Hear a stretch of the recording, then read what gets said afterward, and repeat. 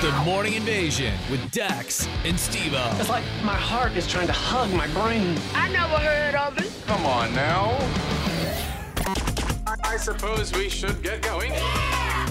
Let's go. 10, 9, 8, 7, 6, 5, 4, 3, 2, 1.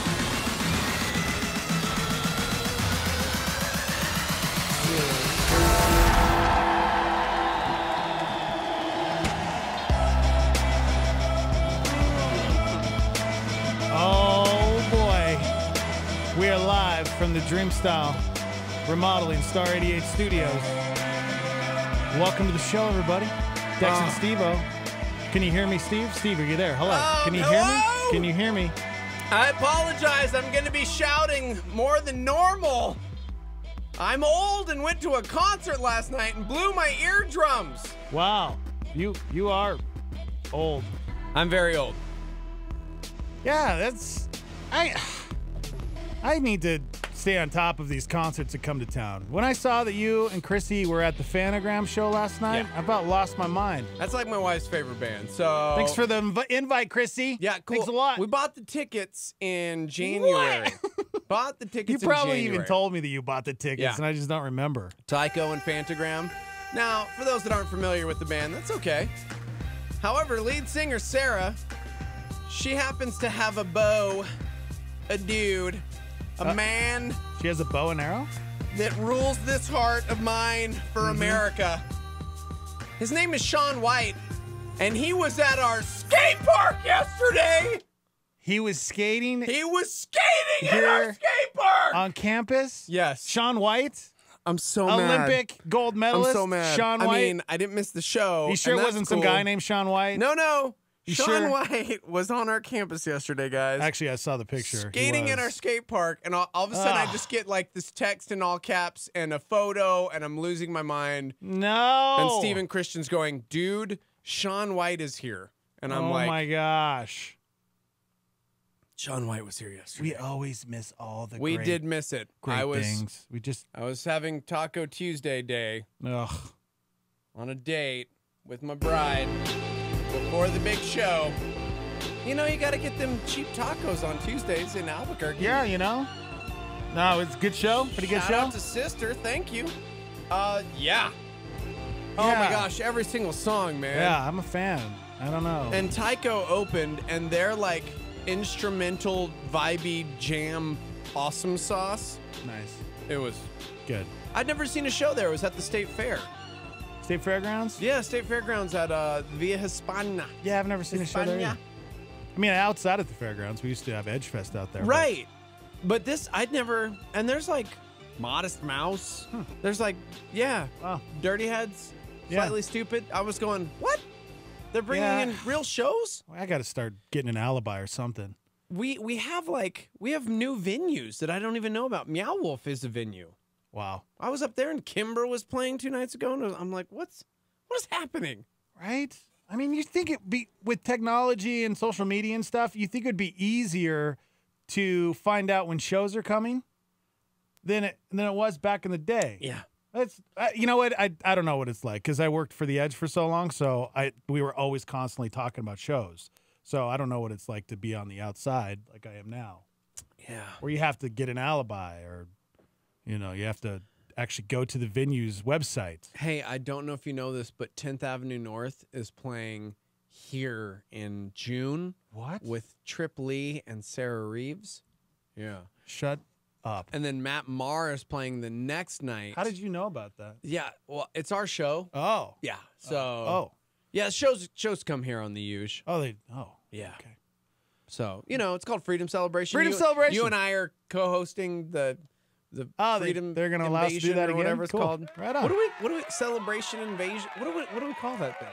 Freedom Invasion? Yeah. Mm-hmm. We're invading your freedom? Yeah. I don't even remember what we called it. Hey, good morning, everybody. Welcome to the show. Thank you so much for being a part of it. We're live on Facebook and YouTube. You just search Star 88, and you can watch the show, be a part of it, like Rachel, Brian, Matthew. Good morning. Hanging out on the old Facebooks. Josiah, Jessica, Julian, David, and Kristen. hanging out on YouTube. Somebody just chimed in, JS, Hi, JS. who said, Steve-O, Lauryn Hill is coming out here in September. Lauryn Hill. I don't want to, whatever, You if going? you're a fan or not. I may have camped out for tickets and have fifth row. What? See? Again. It was Chrissy's Mother's Day present. What? When are you going to give me a present? A cool present, a little date night. Here's the When are we thing, going to though, go out on man. a date night? Here's- You haven't taken me out on a date night in a long time. Okay. Yeah, in September. That's when you're going to take me out? in No, that's September? when I'm Oh. going to see Lauryn Hill. Oh, Yeah. okay. Yeah. That's cool. 20th anniversary tour for the Miss Education. There's my seats Good right for you. there. Oh, right on. There they are, right there. Good. On my phone. I will say this. The show last night was interesting because I didn't have my phone. Like you couldn't.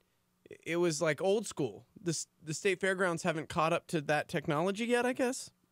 What do you mean you didn't have your phone? You had to have a real ticket. It was like back in the day. Okay. And so I was Yeah. like actually nervous again. Like, what if I lose my ticket?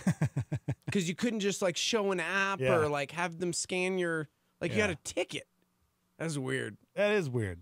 So, Yeah, because I'm just starting to do the online thing when I go see a movie at the theater. yeah. I'll buy it through Fandango, and then I'll just walk up and they scan it. Yeah. Except the other day, I ended up buying a movie ticket, and I bought it at the wrong theater.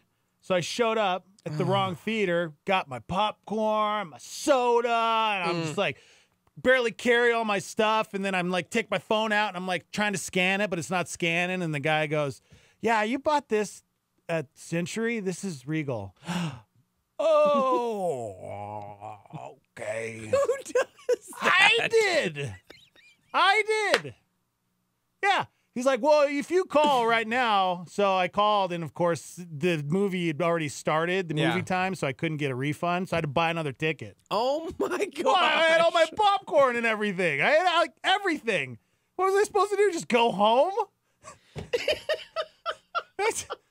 Or just like take all my my popcorn and Coke and run to my car and then just like speed over to Centro Rio and then walk in with my popcorn and Coke? That is hilarious. I mean, I probably could have made it in time because of the previews, but still, I was like, you know what? Because I love going to the movies by myself. I do too. Yeah, I I used to hate it. went and- last night. oh, man, it's the went last best. night and I went to Flix and Brew, and Is that what it's called? I don't know, is it? Is Flix and Brew? The old Flix and Brew? that what it's called? What is it? What is it It's where you called? sit down and eat. Right. Yeah. I hate that. Yeah. Well, I'm in the minority. I know everybody I don't know loves if I but like I it think anymore. It's so weird. it's cool if you're with friends. So I went by myself, and of course, me being introverted, I picked a spot that I thought nobody else would sit next to me. It's called Flix Brew House, by the Okay. way. That's You know close. the old Flix and Brew? So I'm sitting down, and if you don't know, there's a table that you can pull out, and there's waiters, waitresses, they serve you before the movie starts, and even during the movie. And so I get there about 20 minutes before showtime, and all of a sudden, about 10 minutes before the movie, like nobody was sitting next to me, and all of a sudden people started coming in. And all of a sudden they surrounded me. And you know, like there's in each row, there's a spot in the middle where there's no table in front of you, so people can walk in, you know? And some guy sat next to me, and he just started freaking out because he didn't have a table. And so I was like, hey, bro, you can use my table. And he goes, oh, you know, it's okay. I'm fine. And he was going to have a nervous breakdown because he didn't have a table in front. I kind of felt bad for him. So I said, you want my seat? Then realized he was sitting next to his girlfriend or wife. Like I was switching. So he's like, why? You want to sit next to my girlfriend? Well, no, I was trying to help you out, bro. I'll just gonna eat my green chili cheeseburger. See, gross. That's weird to me. It was awesome. No. Well, it was cool because I love food and Right. movies, so it goes together. I just freak out because when I go to the movies, I go to see a movie. I know that sounds weird to some people, but if I'm going to see a movie, I just want to watch a movie. And there's always people like, they think they're being sneaky, but I'm like, I see you. And they're like creeping. They're creeping in front of you. And you're like, it's like I don't know. Yeah, Give it's me not- the it's not recliner that bad seat, for me. and I'm just like laying down watching a movie, and I might as well be at home. Yeah. It's great. Yeah. I will say those when you go to a movie, a theater, and they don't have reclining seats, it's kind of weird because you're so spoiled. Yeah. You're like, oh man, I have to sit like I have this to for sit- 2 hours. This is in like a normal seat. Plus, if they serve you food. I've been there. I think I've only rocked one movie there because Brodus was like adamant. No, dude, it's the jam. I promise. Ugh. And so we went, and it's like pitch black, and they're serving you food, and we hadn't eaten We gotta dinner. eat before. It's really expensive, and then on top of that, it's pitch black because you're in a movie. You gotta eat so I'm before. Like, I can't see any of this. That's why I got there 30 minutes before the movie and ordered, and so I was done eating by the time they shut the lights off. Man. That's how you got to play it. But it is kind of lame if you're by yourself. I don't recommend going to that theater if you're by yourself because it's weird. Because everybody's having a good time, like having dinner, and you're just kind of sitting there by yourself eating dinner. Yeah. Speaking of movies, there's a movie that is probably the greatest movie in the history of movies. Passion of the Christ. Yes. Second greatest movie would probably Don't you be say it. Return of the Jedi. Oh, I heard from our Starmy. from your Starmy? I heard from our Starmy person that emailed us. We can totally call her. Guys, This is great. You don't want to miss this. coming up in like T-minus 10 minutes. That we're doing it this 15 early? minutes. Can we do it at 7? We can't. Okay. That's Got to go to work. Oh. And we got to call before they go to work. Okay, that's cool. We got an email, and they said, "Dear Steve-O and Dex," but mainly just Steve-O. Already expressed he doesn't not like to do this often, but I didn't want to be a creepy stalker and show up at the studio, so I wanted to get a hold of you. I've been with my soon-to-be husband for 9 years, going on 10 years. In January, we have an 8-year-old daughter who also loves your show. She listens to you every Oh, morning. that's cool. Oh, 10 years in January. I had a weird pause there. Sorry. It's a lot of words. The reason we haven't gotten married before was due to money and courthouse and blah, blah, blah. That's out of the question. Family means Okay. the world to me. They want to have a big wedding. Okay. You're married? Still don't have a ton of money, but they're saving as much as they can. They don't want to wait anymore because they've seen how short life really is. In February, mom got real sick, was on life support. She's doing better wow. now, but long road to recovery. And they're straight up just like, yo, we got to get married. Okay. We do not want to get married by a stranger. Knowing that you, Steve-O, are ordained, false number one. You're so ordained. Nope. We are asking if you would consider being the one. Being the one. I know we are complete strangers to you, but Nah, we met you before. you and Dex are family. That's right. Kenny and I listened to Dex on the Edge and stopped listening when he was let go. We then found out he was doing another radio station.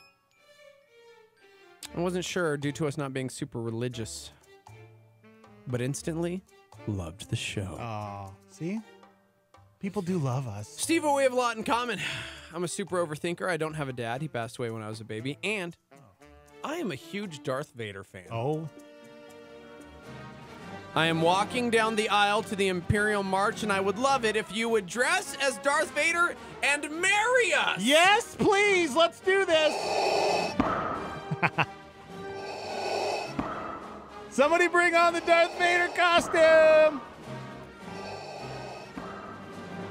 If you choose not to marry us, I completely understand. Please let me know ASAP because we do not He's in. have a plan Count B. him in. Count him in. Also, even if I don't do this, they said don't be awkward about it, you weird. You and Dex and your families got to come to the wedding. Oh, see. Oh, I love that. Wedding's in September. What kind of food? What's the spread look like? I don't know. I don't know if either of you remember us, but we met you at Best Buy on Black Friday. Remember you Yep. and I like camped out? Yep, that was Dexter awesome. and I wanted to do the whole Black Friday thing. We tried it out. We met some cool people. They were the ones when I was already carrying my huge sound bar and they came up to talk to us Yep. and I didn't know how to shake their hand because I was holding this giant thing Yep. I just purchased. Anyways. I love it. Okay, here's a Darth Vader costume for rent. $700. What? That's beautiful. Blech. You would look great in that.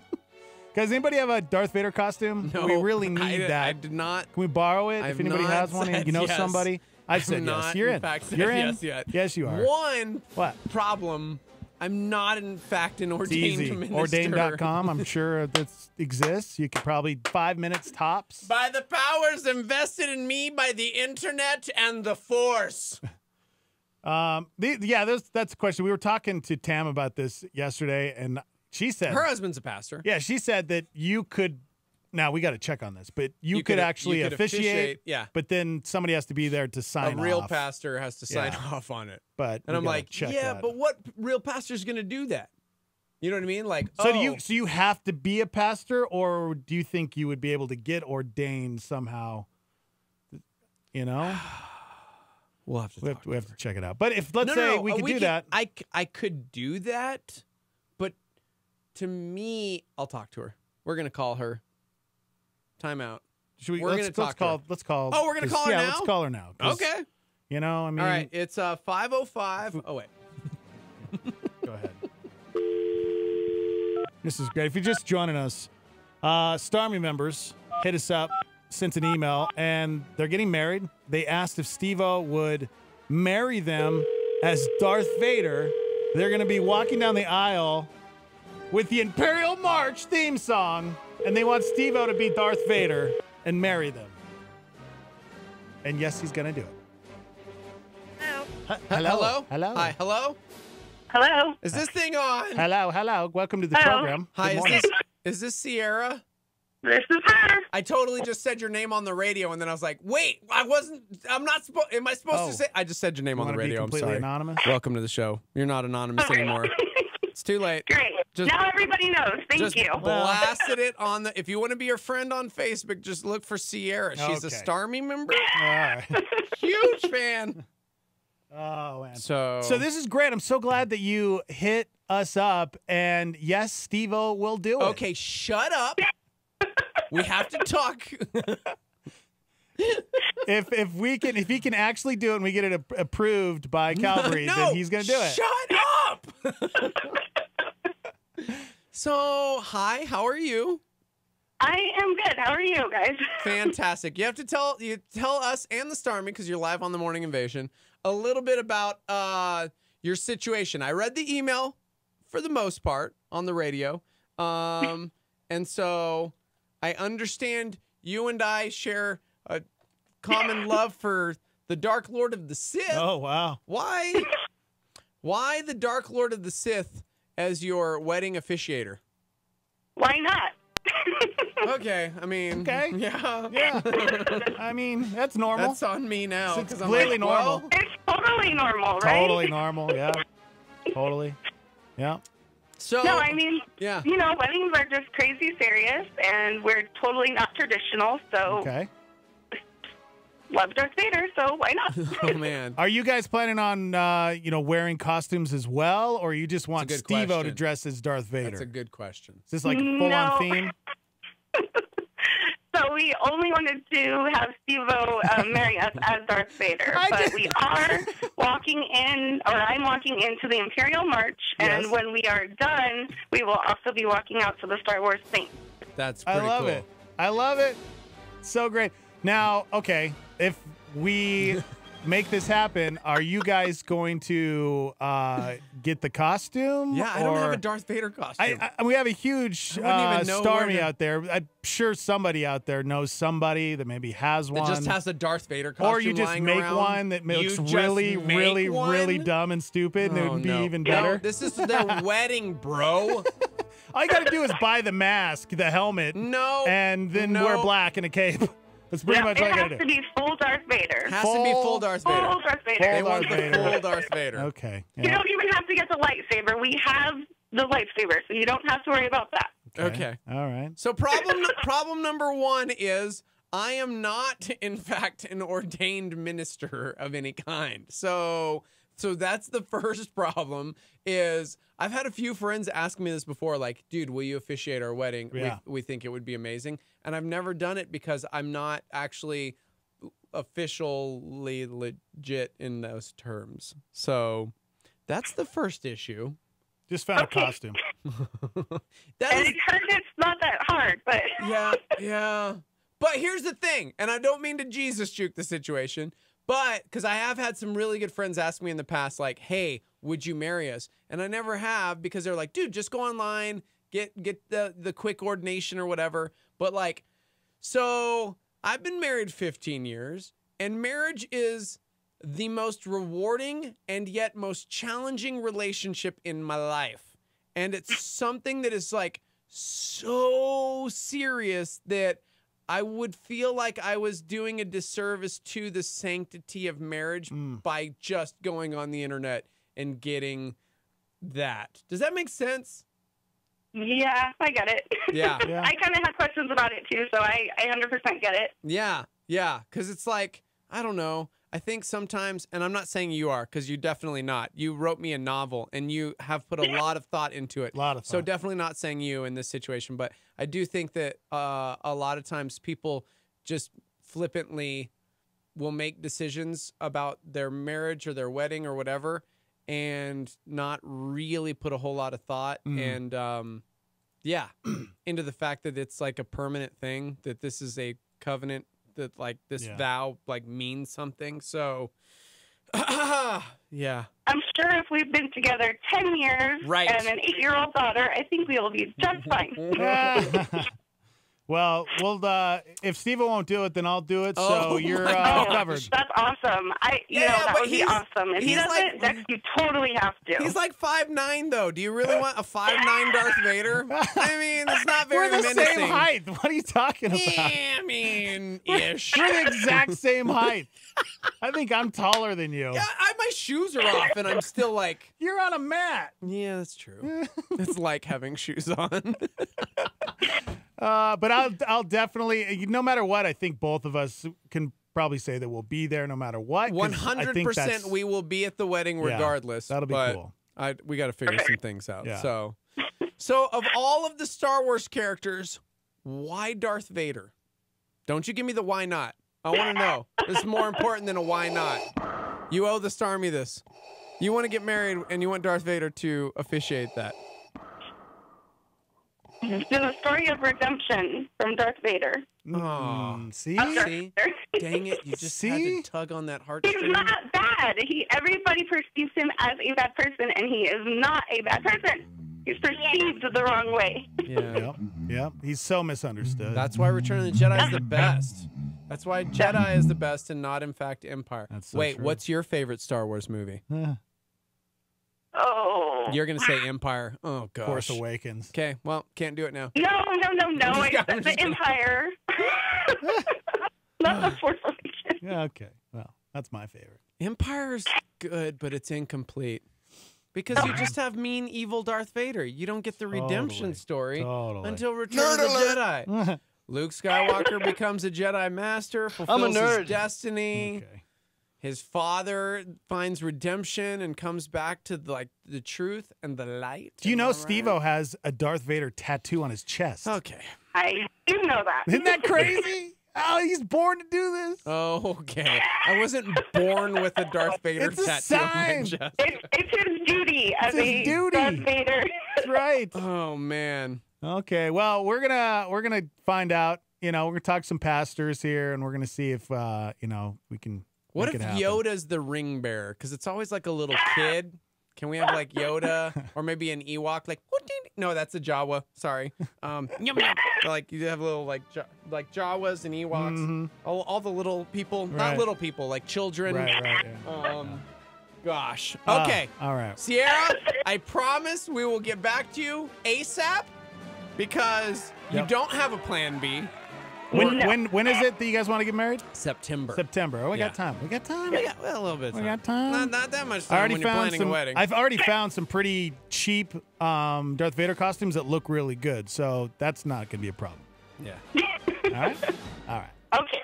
Perfect. I'm looking forward to hearing from you guys, and like I said, I would love it if you could. And Plan B would be Plan B would be Dex now. So there we go. There you go. Good job, Dex. Yeah, there you go. Yeah. All right, Sarah. Thanks for talking to us. Thank you guys. Love you guys. Love you too. Bye-bye. Bye. If you're just joining us, that's Sierra. And Sierra has asked me to officiate her wedding as Darth Vader. Oh my gosh, so great. So great. Thank you for this opportunity, Stormy. Thank you. All right, we'll keep you guys updated on that. But yeah, like Steve-O said, we're going to check and see because it is a very serious thing. You know, you have to be ordained. To me, it's do you know what I mean? Yeah, I get it. I had some really good friends get married over spring break, and like as of last year, they were like begging. Yeah, like they wanted me to do their wedding. Oh, they're gonna be so bummed, man. Right, and I didn't because it was like I don't want to. But you never checked on it to see? I don't want to. And I hate to use the term cheapen, but I'm gonna use that term. Like I'm not ordained, and I get it that nowadays with the internet you can just get that. Yeah. But to me, that isn't. I don't know, man. Yeah, I get it. Oh, so we'll check on it. All right, we got to take a break. Good morning, Starmy. Welcome to the show. We're live on YouTube and Facebook at Star 88. You can watch the show. We upload all the shows every day. You can go back and get caught up. We're on demand through the app. Yep, we got an app you can download in the App Store. Just search Star 88, and you can stream us live, get us on demand. 505-338-3700 if you'd like to call in. And, Help me, Starmy. Our live line is 505-585-LIVE, where you can text into the show. We got lots to talk about, lots to do this morning. We'll be right back. Hang out. Star 88 thanks Jake Canales at Doorway Home Loans for becoming a power partner. Jake Canales at Doorway Home Loans provides VA, FHA, USDA, and conventional home loans for purchase and refinance mortgages. Jake Canales, Doorway Home Loans, 505-261-5138. Doorway.com/Jake-Canales. Philippians 4:13. NMLS number 310617. Doorway Home Loans, a DBA of International City Mortgage Incorporated. NMLS number 222730. If you're trapped in a cycle of sin, confess, chances are you have a spiritual stronghold in your life, and God wants to help you get free. This week on Walk in the Word, James McDonald shares the biblical truth necessary to break down our sinful patterns and find freedom through the power of God's Word. Listen Monday through Friday to Walk in the Word. Make an appointment with James McDonald, weekdays at 12:30 p.m. on our sister station, KNKT 107.1 FM. John Bunyan with a challenge. You've now lived today until you've done something for someone who can never repay you. That's a solar flare. Star 88.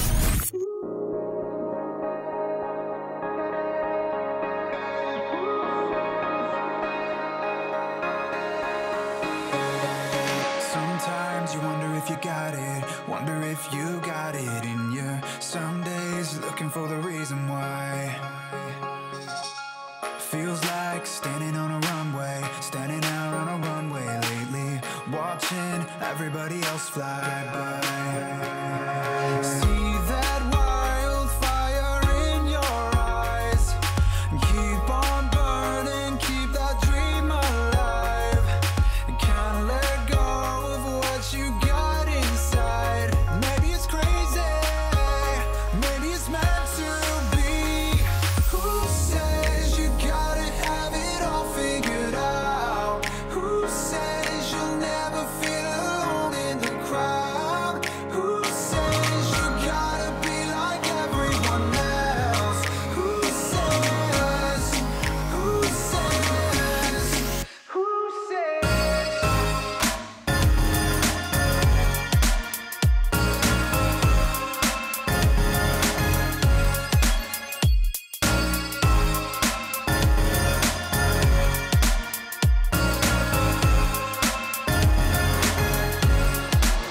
Hold on, with everything you got it, everything you got it in you. Don't stop, I can see the finish line. One shot, are you gonna take it? Are you gonna take it this time? One life, don't let it pass you by. See that wildfire in your eyes, keep on burning, keep that dream alive. Can't let go of what you got inside. Maybe it's crazy, maybe it's meant to be. Who says you gotta have it all figured out? Who says you'll never feel alone in the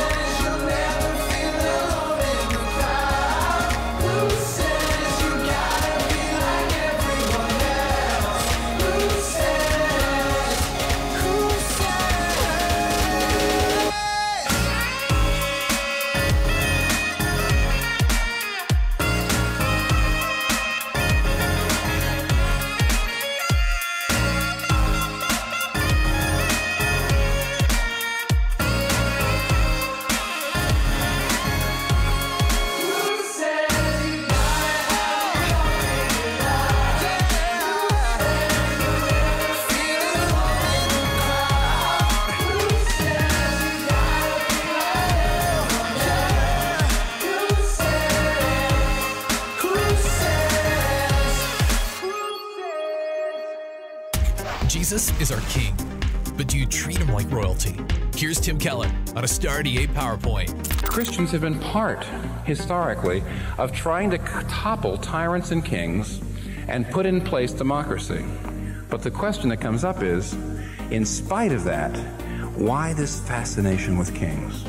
Why do the old legends have such powerful impact on us? And not only that, why do they still have powerful impact on us? Why is it that in the countries that still have some kind of royalty left, some kind of royal line, that the people are obsessed with the royalty? Why is it that in lands like America, where there is no king, there is no royal line, we have to create them? So we take billionaires, and we take athletes, and we take media stars, and we even take criminals, and we turn them in to kings.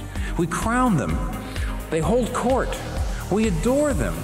Why is it that there's a significant part of the population that's constantly giving themselves over to the sway of dynamic, charismatic figures who abuse them? That's the PowerPoint with Tim Keller on Star 88. Hey, what's going on in the news today? President Trump said it would be a disgrace to this country if the FBI embedded an informant in his campaign. That would be one of the biggest insults that anyone's ever seen, and it would be very illegal. The FBI has not confirmed that it used an informant to reach out to Trump campaign officials. So far, there's no evidence that one was embedded in the Trump campaign. A group of conservative Republicans is calling for a special counsel to investigate special counsel Robert Mueller. Speaker Paul Ryan says his leadership team's done a good job, and he's not interested in giving up his seat. Obviously, I serve at the pleasure of the members. Ryan telling fellow Republicans they should wait till he retires at the end of the year before picking a new speaker. For the first time in the 226-year history of the New York Stock Exchange, a woman will be president, Stacey Cunningham. Facebook CEO Mark Zuckerberg was in the hot seat in Brussels. Zuckerberg again apologizing for the company's mishandling of user data. We haven't done enough to prevent these tools from being used for harm as well. Good morning, everybody. Live from the Dreamstar Remodeling Star 88 Studios. Dex, Steve-O, and Shelly hanging out on Facebook. Says, it's weird watching while y'all aren't talking. Ha, it feels like I'm spying on someone. Yeah, pretty much. Yeah, I feel you. Yeah, whenever I tune in to watch somebody live on Facebook or YouTube, it feels weird. It does. You used to it because we're family. But yes, it is weird. I feel you. What are you talking about? Shelly, she said it's weird watching you guys when you aren't talking when you take a break. I was like, she's spying on us. I get it. Feels a little weird. But you're listening to good music. Yeah, you are. I mean, come on. But I mean, it's like you are like just watching us. We're not looking at you, acknowledging you. Well, good morning, everybody. How's everybody doing out there? Oh my gosh, what day is it? What? Is it Tuesday? What? Is it Thursday? Guys, guess what? What? Huh? It is Wednesday, my dudes. Thank you, Brody. It is Wednesday, my dudes.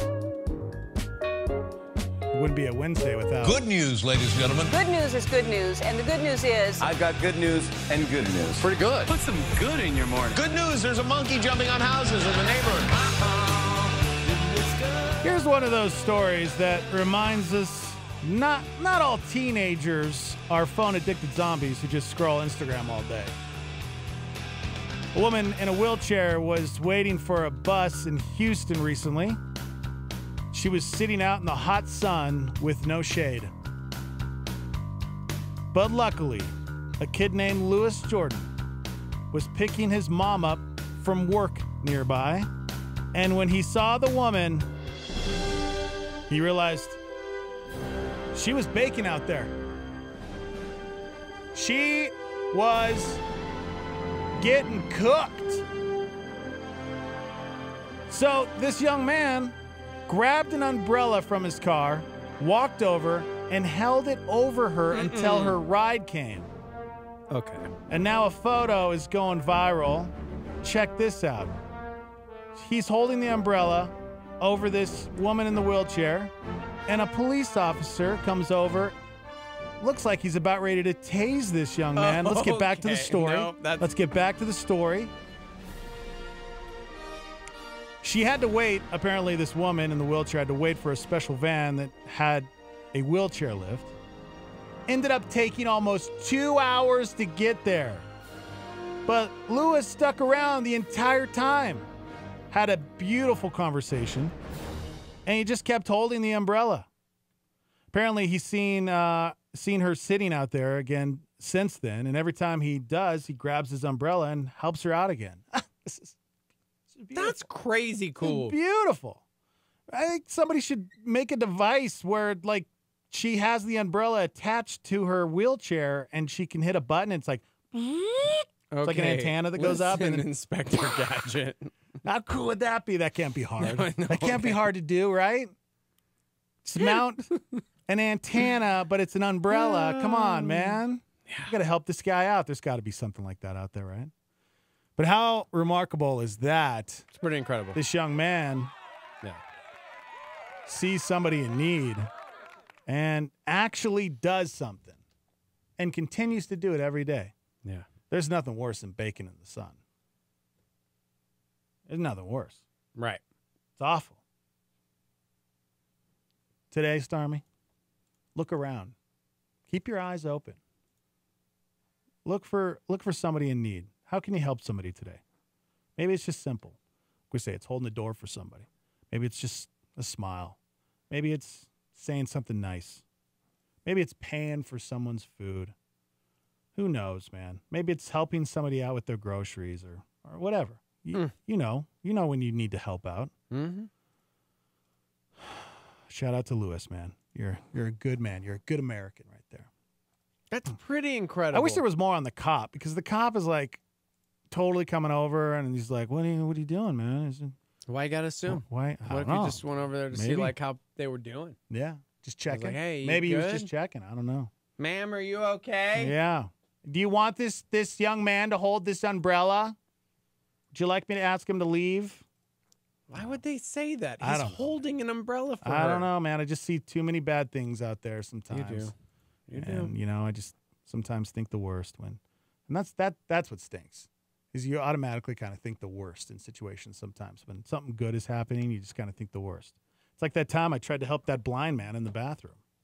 Right. That blind man, he didn't want anything to do with me. Right. I was trying to help him, trying to get him over to the bathroom stall. Yeah, but I think he had it. Did he, though? I mean, how does he know? He didn't ask for help. Yeah, well, he clearly needed it. Okay.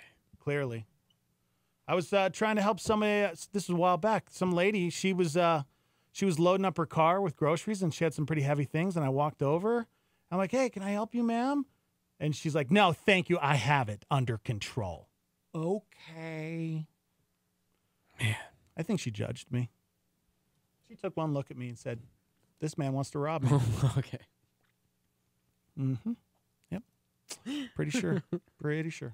Why wouldn't she let me help you? Why not? I mean, 505-585-LIVE. You want to text into the show. You can also call in. Phone line's wide open. 505-338-3700. Remember that guy named Brett Favre? Yeah. Brett Favre? Yeah. Played football in the 90s. When was his last year? When did Brett Favre quit football? Was it like it was early 2000s, Which right? time? Oh, yeah, that's right. He quit and came back, didn't he? Yeah. Well, there's an interview with Sports Illustrated that came out recently where they sat down with Brett Favre, and he opened up about his addiction. And this is what's crazy. When you look back on Brett Favre's career, you would never think that he is probably one of the greatest quarterbacks to ever play the game, right? Mm-hmm. Well, he was addicted to drugs and alcohol back in those times when he was at the top of his game. I thought this was a really, really interesting interview because recently we had the old man in, Matt Gentry, who was part of the Three Amigos and part of the Old Man and Steve, some morning shows we had back in the day. And he came out with some stuff like that. You know what I mean? Like when he was like doing his best radio, people can be high functioning and you just never know, which is why I think it's so vitally important for us to always ask, "Hey man, are you okay?" Yeah. Like, how are you? Yeah. But really care about the answer. Really pay attention. Because this is insane. Brett said he went to rehab 3 times during the mid-'90s for drug and alcohol addictions. The first time was in 1993 or 94 for Vicodin. The second time was also for pills in 95. The first year he won the MVP award. He said, quote, "That was an MVP year for me. But that year, when I woke up in the morning, my first thought was, I got to get more pills. I was the MVP on a pain pill buzz." Man. He was also binge drinking. He wouldn't admit to having a drinking problem at that time, so maybe it's not surprising that he went back to rehab in 1998. That time, it was only for alcohol. When he got out, he started realizing how alcohol was ingrained in his life. He realized the only reason he played golf was to drink. And he'd think, how many beers can we drink in 18 holes? That's what he would ask himself. Favre won 3 straight MVPs from 95 through 97, and he won his only Super Bowl in the 1996 season. So and then that was when he was going to rehab. Those were his like best years professionally, but it was also his worst time with his addiction. Yeah. That's crazy to think about. Oh, man. Which again, it just goes to show, guys, I was at that Fantagram show last night, and Sarah, the lead singer, was talking about her sister who committed suicide a couple years ago. Oh, man. So their album 3, they were in the middle of that project when her sister took her own life. And she's since become an advocate. Like, I mean, like it's okay to not be okay, but you need to talk to someone. Yeah. Life is hard, but life can also be beautiful. Yep. You know, she had some great words last night talking about that. And I think we forget easily that all of us are human beings and we're all going through something. Yeah, man. And it's why we need accountability. It's why we need good people around us that we can talk to, that we feel safe enough to open up to. And on the flip side, being that person that has that love and that grace, that compassion, but also the ability to love well. And by that, I mean the ability to be truthful and kind of hold somebody to life. Yeah. You know what I mean? Yeah. Because it gets hard. Yeah. It can get so hard, guys. It really can. Sadly, I'm like hearing this and going, more than I've ever understood, I understand how athletes or people with those types of careers end up sadly popping pills. Yeah. I've never ever been in a place in my life where my body has just hurt. And this last year I was in a pretty gnarly car accident. Yeah. And I can't talk much about it, unfortunately, but I know what it's like to constantly be in pain. Yeah. Well, that's the one thing. And Remember, try not to like focus on remember, it. I was asking you because you know when you go to the doctor and they start just handing out Vicodin or pain pills, that scares me. That happened to me. That happened to me, and I couldn't do it. So I've been doing a bunch of other things, but it's tough, and people need to realize that we're all going through life. And we all have different things, and we got to be there for one another. Yeah. Because here's the thing, guys. Ultimately, we know as Christians, we're going to continue to try and stuff our life with other things to fulfill certain areas of our lives because we feel hollow or empty or whatever it is that we're missing. But apart from Jesus Christ, that's never going to be truly filled. It just won't. Right. And we can continue to try and stuff it and do this and that and the other. But, man. Just a warning for you young adults or young kids out there listening. You have to be so careful because when you go to the doctor, they really do hand out these pills like it's candy, man. Like, it's, here, take this. And then before you know it, you're feeling good. Wow, this is kind of taking away. Or just numb. Like, numbing like what is happening in my life or the pain. And before you know it, you want more. And then could be months down the road, you realize, how did I get here? What happened? Now my life is spinning out of control, and I don't know how to get out, and I'm completely addicted to these things. It can happen so quick. Just be very careful.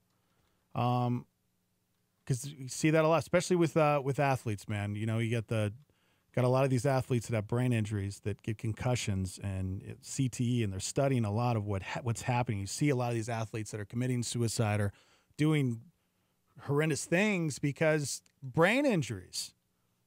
You know, Brett Favre, I always thought about that back in the 90s when I was watching Brett Favre. He would always do the Advil commercials, remember? Mm-hmm. And I used to think, that guy must take a lot of Advil. Because he gets, I mean, you see him get smashed in the game, and he was, how old was he when he was pushing 40, right? Yeah, that's like old. That's like dying old. In the end, yeah. NFL, it's pretty old. Yeah. You know? But, you know, I love that he's opening up about it. So it's in Sports Illustrated. It's online. You guys can read it. And, yeah, it's definitely worth a read. But Brett Favre opened up about how he was high on Vicodin, and he was also an alcoholic during the best time in his career playing in the NFL. Isn't that funny? Because I bet you there's a ton of Green Bay fans that look back on that and go, man, those were some of the best years. And for him personally, he probably looks back on those with shame, as he was saying. Like, just, those were some of the worst years of his life. I think of John Goodman, who was on Roseanne. Yep. And he opened up about how like when you watch old reruns of Roseanne, he was drunk. He was an alcoholic. He doesn't even remember. You go back and watch old reruns, and then you see John Goodman now. He's almost a completely different person. Yeah, thankfully. Yeah. Rex chimed in and said, I've been in the field of addictions and mental health treatment for 20 plus years. What you guys are talking about is precise. And I thank you for being so real and open with these issues. Dude, May is Mental Health Awareness Month or something like that. And it's so very, very true, guys. If you're hurting right now, reach out. Reach out. We're here for you. Seriously. And we'll help you out as much as we can. Get you in touch with the right people. Because I know sometimes it feels, you know, that's a scary thing. You can feel isolated and very alone, and there's something very comforting realizing that you're definitely not alone, and that we are all going through this thing called life together. Mm-hmm. And you're completely anonymous. We won't talk about you on the radio or anything like that. Sometimes I know you can be scared about that, but hit us up on Facebook. You can call into the show. You can send in a text 505-585-LIVE. All right, we got to take a break. When we come back, Fortnite is taking over the world. That's another addiction that we're going to discuss. Speaking of addictions. But apparently, some parents are handing out some pretty tough rules to their children, and it has to do with Fortnite. And there was a zombie alert yesterday as well. Okay. So we're going to discuss that when we come back. Hang on. I'm Daniel, and it's time to get in the techno. Put your hands up if you know what incognito mode is on your browser. Now everyone just look around and take note of those with their hands up. Don't shake those hands. Google is planning to release an incognito mode for the YouTube app. There are some genuine uses for this. For example, that one time you looked up how to make enchiladas, and now every recommended video is about Mexican food. You could switch on incognito, watch the enchiladas, and switch it back off again, and the YouTube app would behave like it never happened. However, on the more concerning side of things is that one could use incognito mode to view inappropriate content in private. This is especially concerning for parents, as they won't be able to see what their kids are viewing in the YouTube app. It is worth noting that these results could already be accomplished by pausing the watch history and the search history. If nothing else, parents, this is a heads up to pay attention to parental controls, or maybe even dump the YouTube app and make your kids watch in the browser where you can block incognito mode. I'm Daniel. Now you're in the techno on Star 88. This is Groundwire with Sean Dunn. Whenever I see a movie or television show that depicts people lost on an island, I wonder how I would do without someone to talk to laugh with, and to share life with. Then I think of all the people that I've talked to over the years that feel exactly that way. Although there are people all around, they struggle with intense loneliness and a sense of abandonment. Even though I feel badly for people that are trapped on a personal island of isolation, I'm grateful that I've discovered a secret that helps me through all of those times when I can't find support, encouragement, or friendship. I guess it's not so much a secret as it is a relationship. A long time ago, I learned that God loved me and that He sent His son Jesus to die for my sins in order that I could have a relationship with him. Because of Jesus, I am never alone. He's always with me, guiding me, encouraging me, and walking with me through life. That is why I want everyone to know that they are not alone. The God of creation longs to help you through your lonely moments and to help you navigate through your confusion. In a relationship with him, you will discover the secret to a fulfilling and purposeful life. To find out more, click on groundwire.net. This is KLYT, Albuquerque, Santa Fe, Star 88, New Mexico's fresh alternative. Take me high over the moon, where all of my pain, all of my mistakes are out of view. Break me down and make me new. You're holding my hand, holding my heart while I'm holding on to you. We will soar like never before.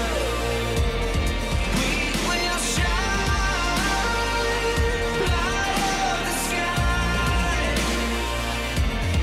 We will run and not fade, we bend but won't break, 'cause you are where we find our strength. We will fly.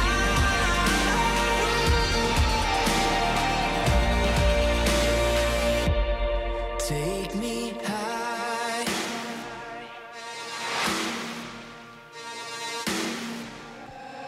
I will breathe you in. The air in my lungs, the pulse in my blood, my oxygen. I'm on fire, burning brighter. I'll never run out, never come down, never let me touch the ground. We will soar like never before. We will shine, light up the sky. We will run and not fade, we bend but won't break, 'cause you are where we find our strength. We will fly.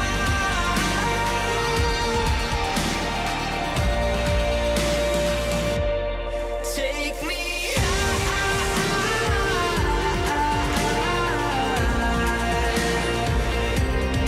We will rise with the morning light, like eagles taking flight.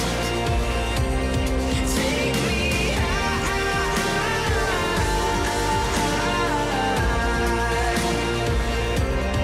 We will rise with the morning light, like eagles taking flight.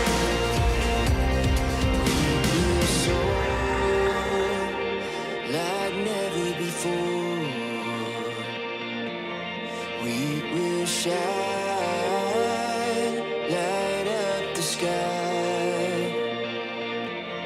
We will run and not fade, and bend but won't break, 'cause you are where we find our strength. We will soar like never before.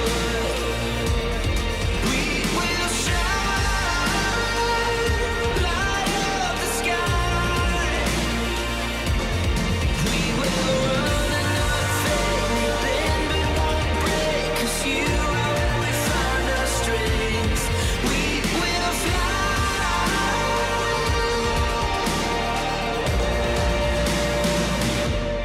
Take me high. The Morning Invasion with Dex and Steve-O. Yep. Good morning. Live from the Dreamstar Remodeling Star 88 Studios. Hanging out on YouTube and Facebook Live at Star 88. Go watch the show. Morning, Steve, Trisha, Sarah. I'm like, hi. What's up? Steve? Oh, hi. What's up, Rex Silverback on YouTube? Jessica, David and Kristen, Josiah. Man, you're just going for Just it with shouting them them out. shout-outs. Just shouting them out. Shout out hour on a Wednesday, my dudes. Just shouting them out like It is Caleb Wednesday, Crump. my dudes. Basically the new Caleb Crump. Oh, my gosh. Nobody knows who Caleb Crump is Yeah, well, anymore. some of you do. Some of you do. I was on his show once.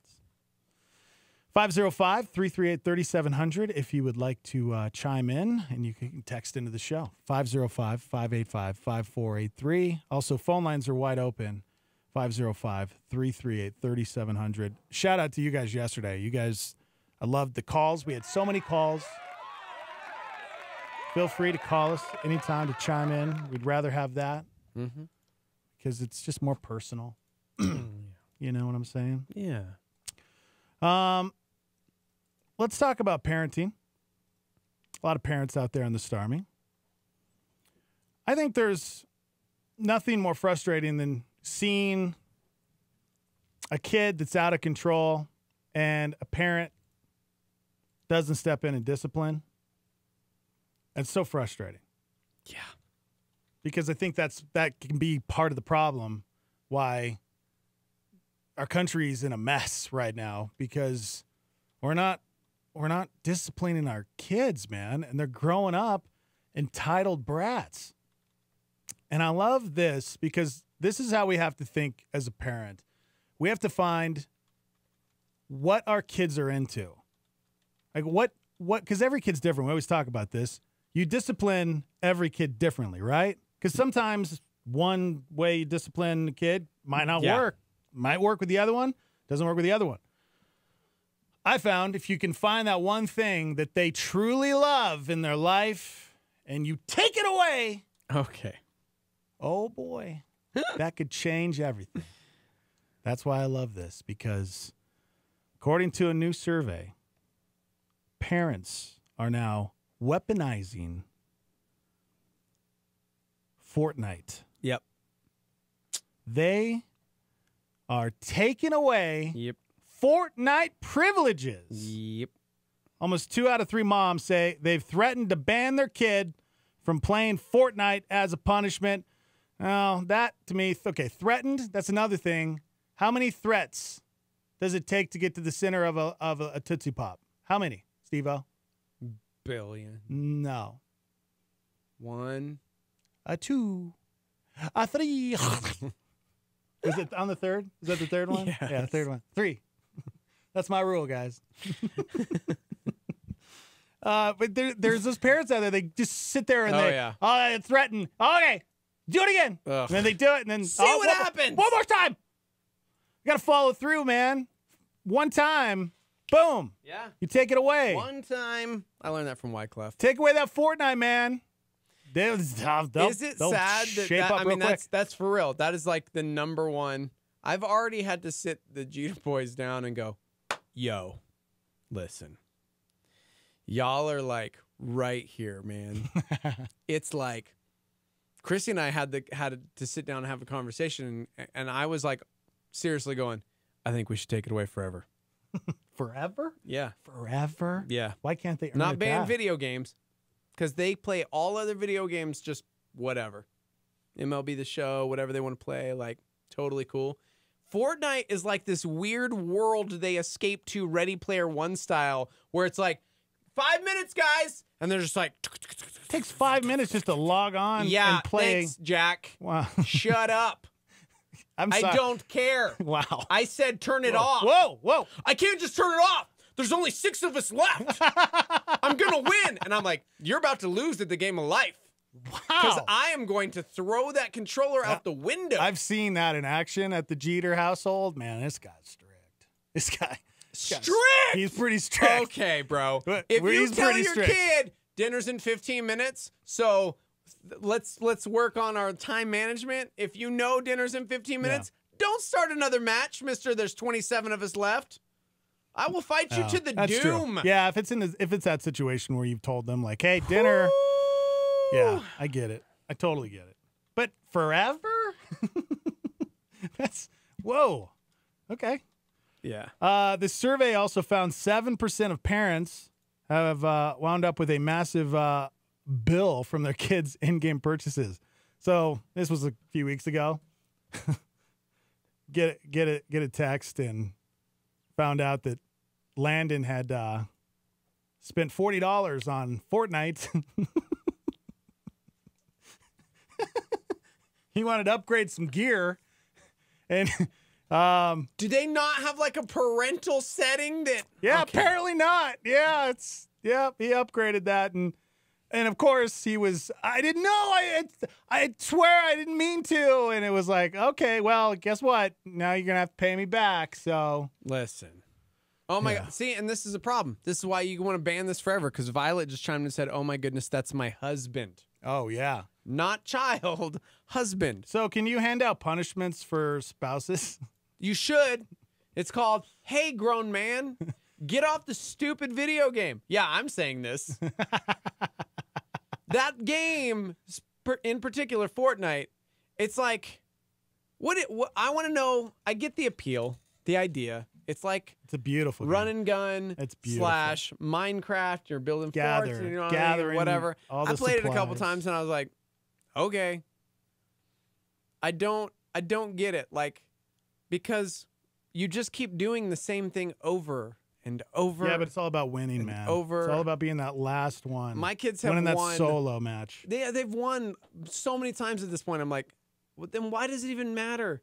Turn it off. There have been times where it's like mid-match and I'm going, I said 15 minutes. Oof. You know what? It's been 20. There was that 5 minutes of grace. I've extended it. Turn it off. But there's only 4 of us left. Turn it off now. Wow. Like, dead-eyed dad. Yeah. And then all of a sudden it's like, okay. There's a giant framed picture in the Jeter house, and it says, mess with the best, die like the rest. And Steve-O always points to that and says, I'm the best. You mess with the best, guess what? You die like the rest. And the kids go, oh! And they throw their controllers down and they run. Somebody said I have students that spend over $100 on that stupid game and their parents don't care. They just allow them to do it. Spend all that money. Proverbs 13:24. Whoever spares the rod hates his son, but he who loves him is diligent to discipline him. Shane says this game seems to be a thorn in so many people's sides. That's actually Paige who chimed in. Yep. Stacy says, my daughter plays Roblox all the time. Any Yeah. other parent heard of that one? Mm-hmm. Yep. Roblox? Yep. Yeah. Wait, is that the one? I think it's like Minecraft, maybe? I don't know. Hebrews 12:11. For the moment, all discipline seems painful rather than pleasant, but later it yields the peaceful fruit of righteousness to those who have been trained. That's why you just got to get rid of Fortnite. Just get rid of it. Well, I mean, there's a balance. There is a balance, because the funny thing is when I said, hey, man, I'm telling you guys right now, this game is like destroying your soul. It's like crack. Because I do believe I have some pretty dope kids. Mm-hmm. They're very mindful. They're respectful. great They're great. They're just the raddest dudes. But for some reason, that turns them stupid. Like Fortnite. Just Fortnite.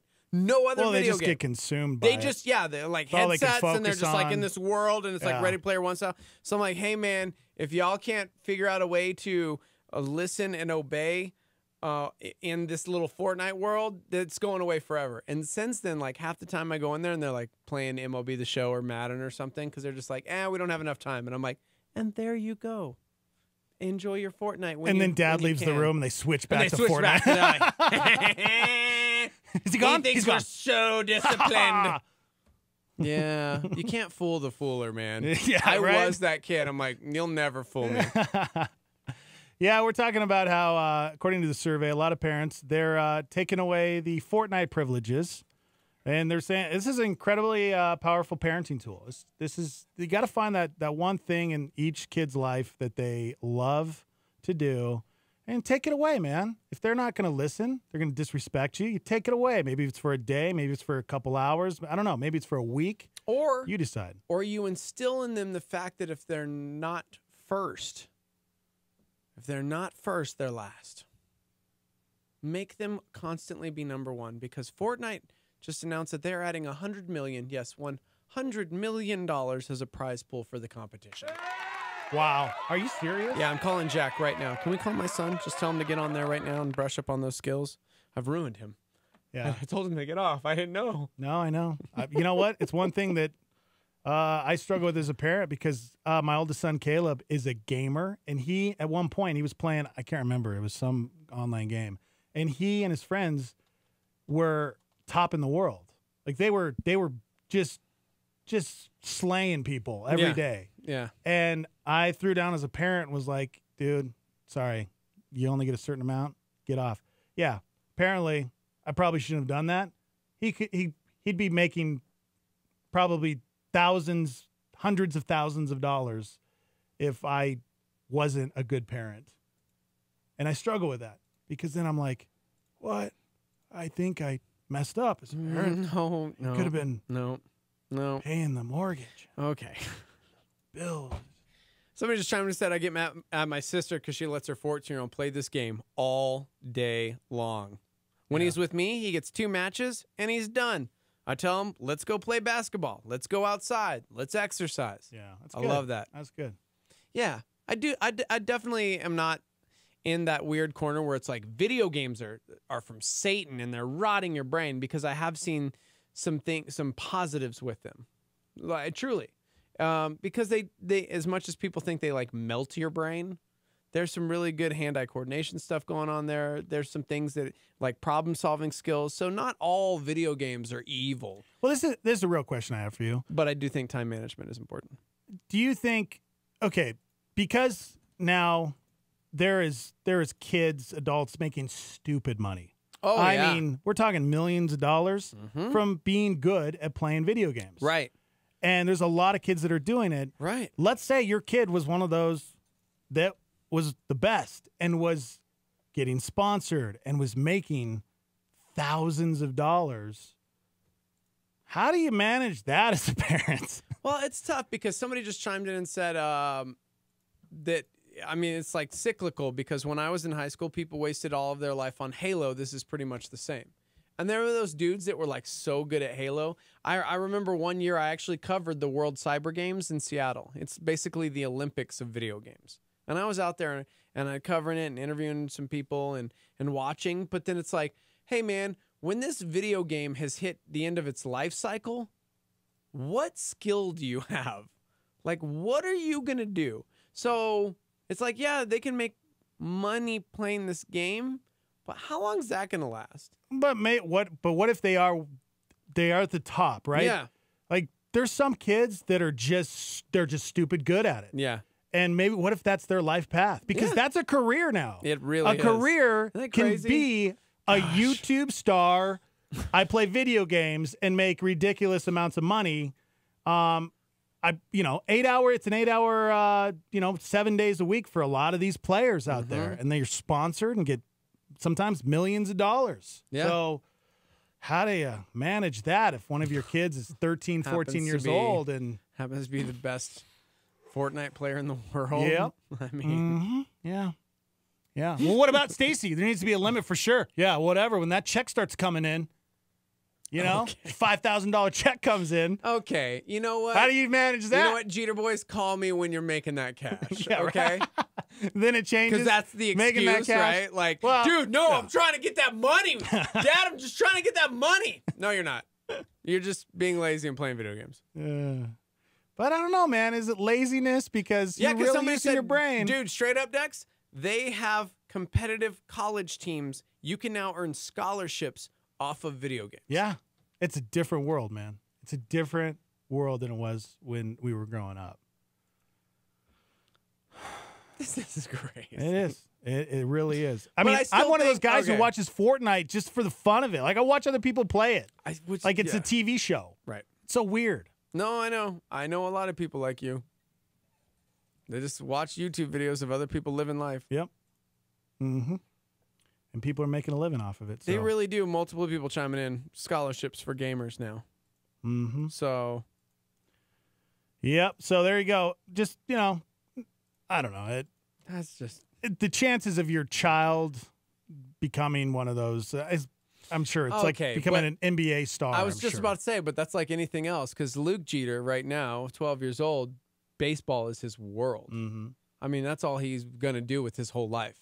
In his brain, it's like, I'm going to be a baseball player. How many? I'm like, okay. How many hours a week do you think he Oh gosh. He plays baseball. He devotes like all of like that. He's time. in little league and club baseball, and when he's sitting on the couch because it's like downtime, he's on an iPad watching YouTube videos of Major League Baseball players like just putting in plays. So do you guys have a balance with that? Catcher plays. Do you have a balance with that? We don't, and you're right. That's why I was like, man, that's interesting because there is no quote balance with that. Yeah. If it's like for baseball, what he's working towards, there really isn't. Now, if he's like, I gotta play MLB The Show on the PS4 to hone in my baseball skills, I'm like, but then you start thinking about it, it's like, well, I mean, so this last weekend, he was calling the game.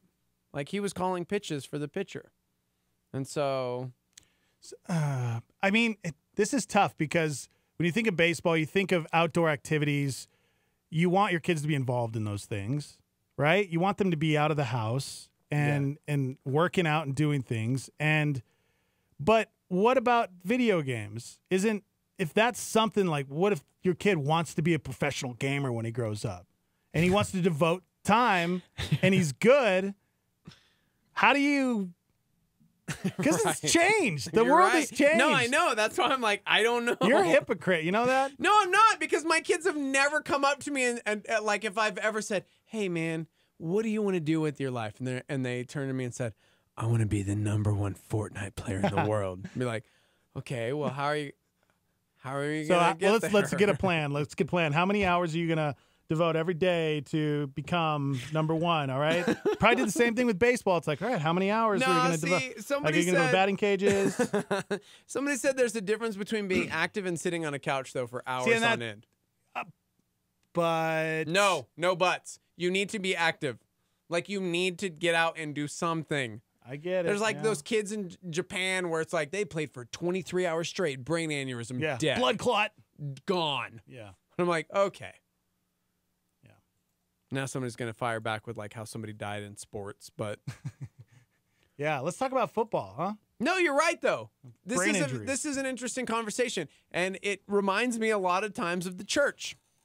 Culturally, we get into areas where it's like, well, this is brand new territory. How do we handle this situation? Yeah. And sometimes we respond well, and sometimes we react. We're seeing this now with, unfortunately, now it's like, what, weed? Right? Because they're legalizing it places. So it's like, how do we handle this? And some people are losing their minds, and then others are going, hey, how about we just go back to the Word of God? And what does it say about like being sober-minded? And what does it say about, okay, cool, so there is scripture about these things? Cool. Now, telling me there's scripture about Fortnite. All things are permissible, but not all things are beneficial? I mean, I don't know. Video games to me, dude, don't get me wrong. I was a gamer. I still consider myself a gamer-ish. I don't play it that often. I was the store manager of a video game store. I rocked that for years, and I saw the good and I saw the bad. And I don't know. Here's some stats.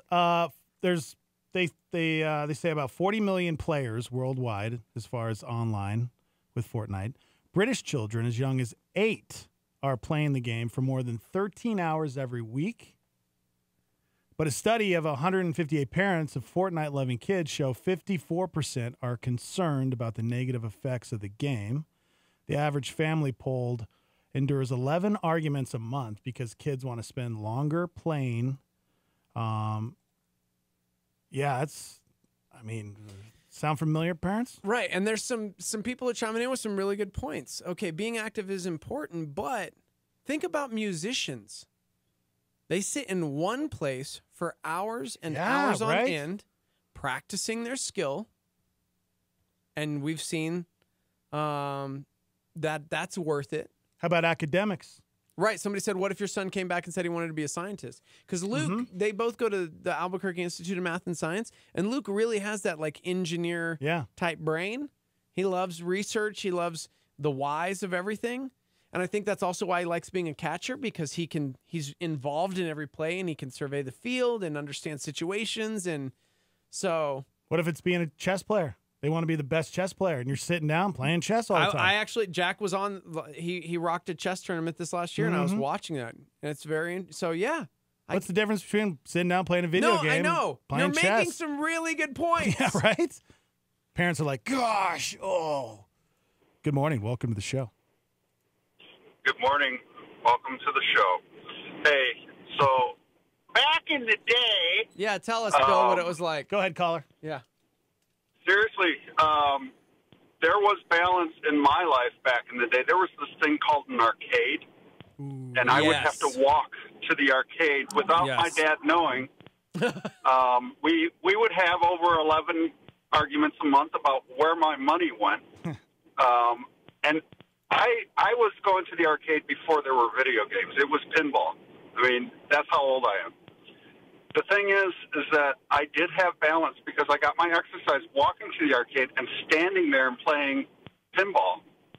And then, of course, video games came, and I had to stand for that, too. So I had balance in my life. You had balance. Gosh. What are you laughing at? No. That's balance, man. Okay. Seriously, though, I mean, kids sitting playing video games for hours, what's the payback later in life? There's nothing. Right. Whereas a musician could actually make a living out of that. Whereas studying, they can make a living out of that. I look at my son, Jake, who plays Fortnite. His hair is all the way down to his butt. And it's like, you know, when are you going to get off the couch? Okay, love you. Bye. Love you too. Bye, caller. 505-338-3700 if you'd like to chime in. 46% of parents who think the game has had a positive influence.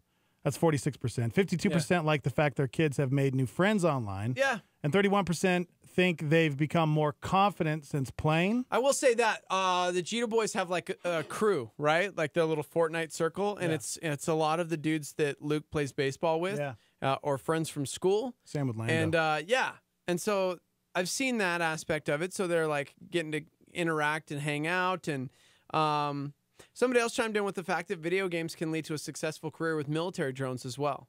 Now, I mean, but again, I think it comes down to the fact we started this conversation with the fact that parents are discovering that the #1 rule for or method for discipline right now is taking away Fortnite because not every parent is attentive.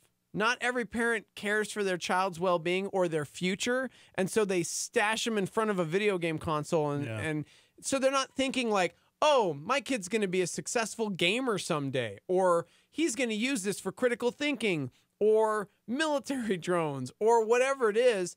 They're just lazy parenting and not really caring about anything, and it's not furthering that child in any way, shape, or form. This is interesting. 61% of moms and dads are convinced their little one's hand-eye coordination has improved since playing Fortnite, and 37% think the game is important to keep children familiar with new technology. Kind of like what you're saying, you know, could be later in life, could be drones, could be a military thing with technology, or just, I mean, look at how advanced we are now, and just most jobs and careers now, you have to be on top of knowing how to work a lot of that stuff. Yeah. But yeah, I guess this finding that balance. I mean, I don't know. I don't have the answer. If you have one of those gifted kids who's super good at playing video games, I think we've made some pretty good arguments as far as like video games and then other things like chess. Yeah, and I don't think video games are academics evil. You know, yeah, they're not evil. But I do think there needs to be, like somebody said, I don't understand how you, like anybody, can argue with a child over a video game. He said, it amazes me the lack of backbone in parents. There shouldn't be arguments. There should be house rules. And that's exactly what it is for us. There's a time limit. We start that. When that thing goes off, I don't care if you're in the middle of a match. I don't care if there's 3 people left in Fortnite and you're one of the 3. It's going off. I know you and Christy are really good about that. For me, I was not, as far as kicking them off of a video game, but then allowing them to watch TV. Like, what's the difference? Like, no, it's actually probably better for them to be playing a video game because they're actually using their minds, and it is the hand-eye coordination, and rather than just sitting there. I'm a terrible parent. Oh, yeah, no, dude. That's we definitely force the outdoors still. Yeah, it's like, cool, man, you're done. No, do not turn that television on. Go outside, throw the baseball. Jack's got like an archery target. Right? Yeah. So it's like, go shoot one of the arrows. reasons why he's so good, right? Go outside, Have fun. Yep. 505-585-LIVE. You can text into the show. We're live on Facebook and YouTube at Star 88. Hang out with us. Chime in. Chris, Corey, all chiming in. What are they saying on Facebook and YouTube? Stacy says, I am so bad at this. Get off that video game and go watch TV. I know, right? I know. Come on, gosh. man. That television cannot be the live-in babysitter. Seriously. Yeah, and then parents and I'm the worst. I'm probably the worst when it comes to watching TV as well. I mean, I'm spending hours a day watching TV myself. It can be so hypocritical, you know? Can't do it, yo. Read a book. Read a book. Well, there's balance in that too, right? Yeah, there should be with all of things. All of those things. Mm-hmm. All right, we got to take a break. We're live from the Dream Style Remodeling Star 88 Studios. Hang on. Whoa, here's a flaming hotspot from Skip Heitzig. Jesus saw people differently than a lot of times, I think, the way we see people. We see people like this as an inconvenience. Jesus seeks the lost. What a wonderful truth. Jesus saw them as an opportunity, not an inconvenience. Weary, scattered, like sheep having no shepherd. He's going, I'll be your shepherd. You can follow me. Follow me. Hotspot. Get a full range of Bible teachings from Skip at connectwithskip.com. Now, do you feel lost or insignificant? Oh, there's a big crowd, and God has a big business that he's running, and you need to know something. You are his business. You are his business. He knows your name. That is his business, rescuing people, loving people. Get this. You can take Skip's teachings on the go. Also, find the Skip Heitzig podcast on your mobile device. You know how.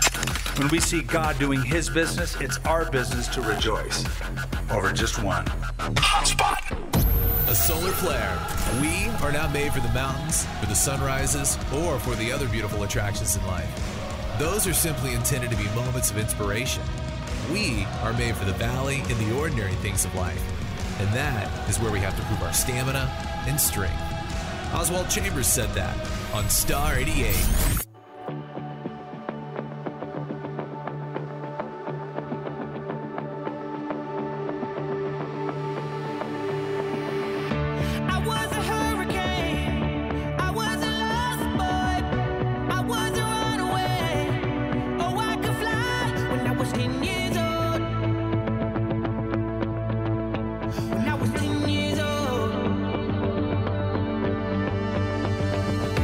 I was the reckless type.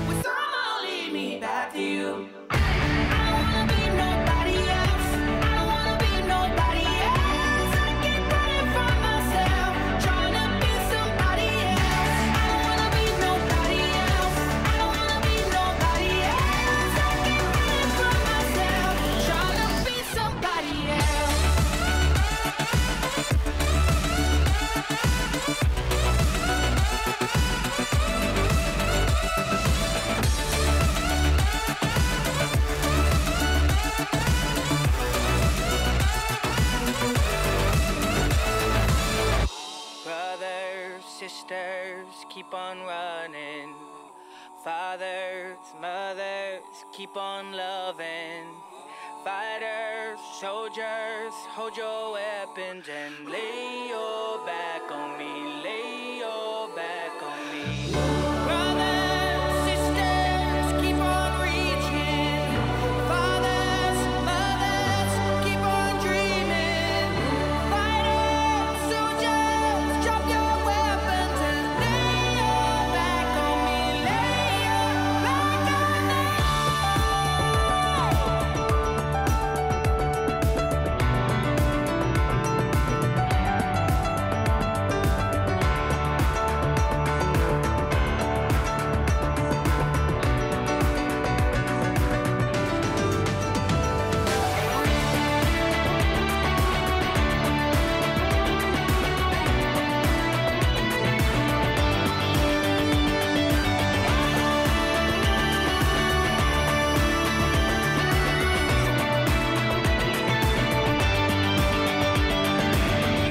I don't wanna be nobody else. I don't wanna be nobody else. I keep running from myself, trying to be somebody. I don't wanna be nobody else. I don't wanna be nobody else. I keep running from myself, trying to be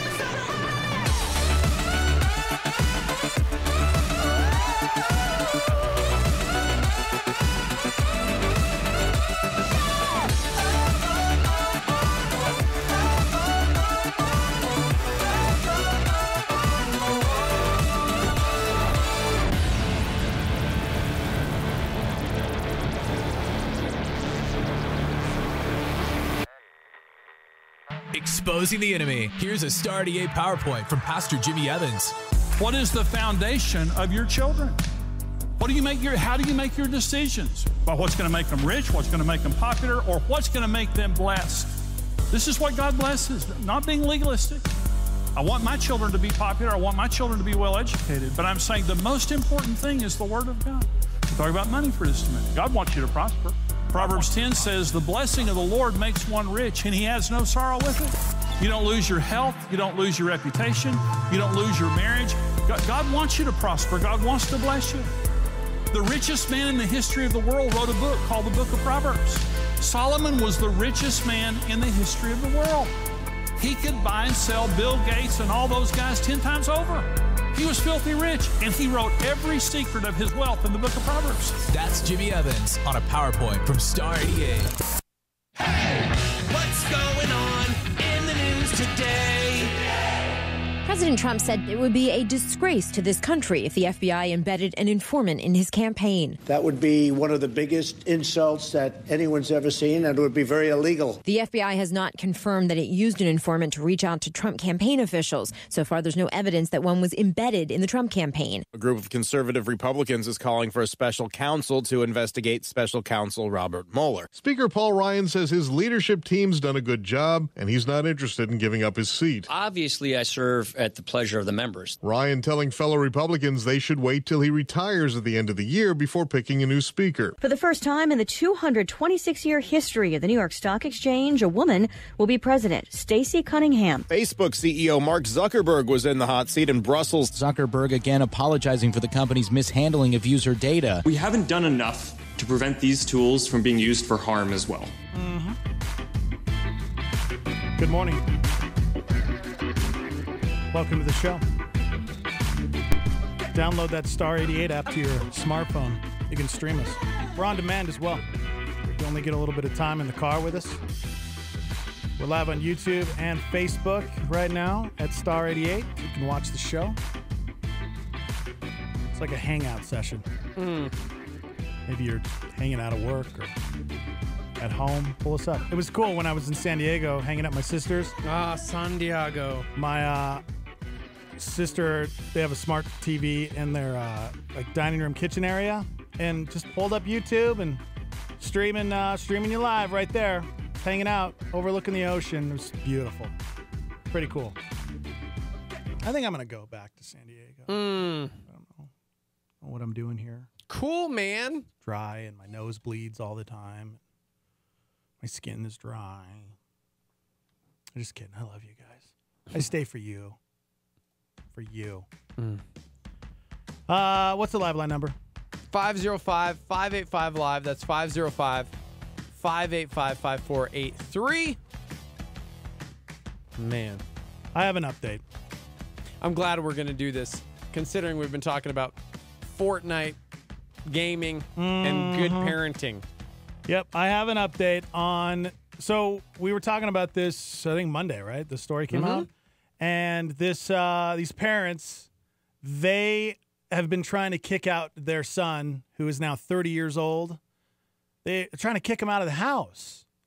And he wouldn't leave, so they had to take him to court to get him removed from the house. Well, we have an update. This 30-year-old son, according to the court, has to move out immediately. Get out. I can't imagine the court would say, yeah, we side with this 30-year-old. Yeah, this 30-year-old child. Yeah, the mom and dad had to take their son to court to get him out of the house. And, I got audio of Michael, the 30-year-old. Here he is talking about being evicted from his parents' house. I'm not a burden to them in the home. They don't provide laundry or food. I just wanted, a reasonable amount of time to vacate with consideration of the fact that I was not really prepared to support myself at the time where I was served these notices. I don't see why the judge wants to throw people out on the street. Well, we don't talk. We stay out of each other's way. There's been no instances of anything. Did you hear what he said at the beginning? He didn't understand why his parents weren't providing him with... I got to hear that again. Laundry and food? I'm not a burden to them in the home. They don't provide laundry or food. Okay, so he's saying he's not a burden. So he's like, I shouldn't be kicked out. I take care of myself. I do my own laundry. That's so crazy, man. It's so crazy. I think this is just another example of why, as parents, we have such an epic responsibility. Like, it is a great weight. You know what I mean? Because so many people are chiming in still about Fortnite and playing video games and what they believe about it. This is a 30-year-old dude whose parents had to go to federal court to try and get him to move out. Yeah, and now he's upset that the court didn't give him 30 days to find a place or to vacate. No, the judge is like, hey, get out. Which I think is great. Maybe he does need to get kicked out on the street. You need to throw him out there. At one point, his parents offered him money to help him find a new place, and he refused, saying that they were violating state laws by not giving him a 6-month notice. Isn't that crazy? That's so crazy. Somebody said, he's had 12 years of notice since he was 18. Get out! Mm-hmm. Yep. It's sad, man. People chiming in on the topic of parenting and video games in particular. Somebody said, as a middle school teacher, I will say video games are a detriment to young kids. I have 7th grade students that can only speak in Fortnite or are falling asleep in class or during state testing because they stayed up all night playing video games. As for spending $100 on this game, these kids are constantly purchasing things to try and win. I'm sure it's several $100s, and their grades show that it's not benefiting them academically. Now, I would respond to that by saying, I don't think it's necessarily the video game that is a detriment. I think it's the parent. Yeah. Dude, I couldn't imagine a world where my kids just stayed up all night playing video games. Yeah. Like, there is a shutdown time for their brains. Yeah. And we're pretty staunch about it. My kids, unwind come 8 p.m. I mean, dinner time, is earlier than that. And they don't play video games after dinner, period. And so, but come 8 o'clock, it's like, all right, y'all, let's go potty, brush our teeth. Let's get ready for bed. Let's relax our brains. You guys can read if you want to read. Just kick it. No TV, whatever it is. And then 8:30, lights out. Yep. Even for my 14-year-old. And some are like, that's so strict. And I'm like, cool, man. They are incredible dudes. Yeah, they are. Like, seriously. They are. It's true. They really are. Mm-hmm. It's called structure. So I don't think it's necessarily just the video game that are a detriment to young kids. I think it's these parents who allow them to stay up all night playing video games. Of course that's going to be don't instill terrible for the fact that, oh, you have testing tomorrow. You need to go to bed early. You need to eat a good breakfast. Maybe don't spend $100 on this video game because it's not the kids spending the money. That's the parents allowing them to spend all of that money on a video game. Yeah. It's parenting, man. If my kids earn money and they want to spend it on that, I'm completely fine with that. It's their money. Right. They want to buy new gear for Fortnite? Yeah, sure. Fine with that. Yeah. If you make your own money, you spend it. Yep. Fine. Man, our theme today is parenting. We always have themes every week. We don't even realize it. We're like, oh my gosh, it's just all been about parenting. It's crazy. Somebody said I argued with my 9-year-old son this morning on why he wants to go to the last day of school for 3 hours. LOL, JK. But really, what kid ever wants to go to the last day of school? Yeah, I was asking Lando. I'm like, are you gonna go last day? Because I make it optional. You know, I mean, it's whatever. You don't want to go, you don't have to go. Because it's optional. Yeah. Somebody said video games can also put a strain on a marriage, like when your husband would rather stay up all night playing a video game with his friends rather than playing with his wife in the bedroom. Ooh, wow. Sorry, wife. Yeah. Yep. Yeah, I don't. Yeah, we haven't really discussed that a whole lot as far as we've been kind of picking on the kids a little bit. Well, yeah, that's because same thing with adults, man. That's because they started out as those kids, yeah, who just were up all night playing video games, and this is why they become they become man children. Yeah. Yes, I do.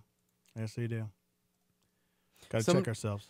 Somebody said, but how do you deal with it when one parent has zero structure and the other parent is trying to create structure? Yeah, that's tough, man. That's pretty tough. And I'm saying because I honestly, if I'm being honest, I was not the most structured.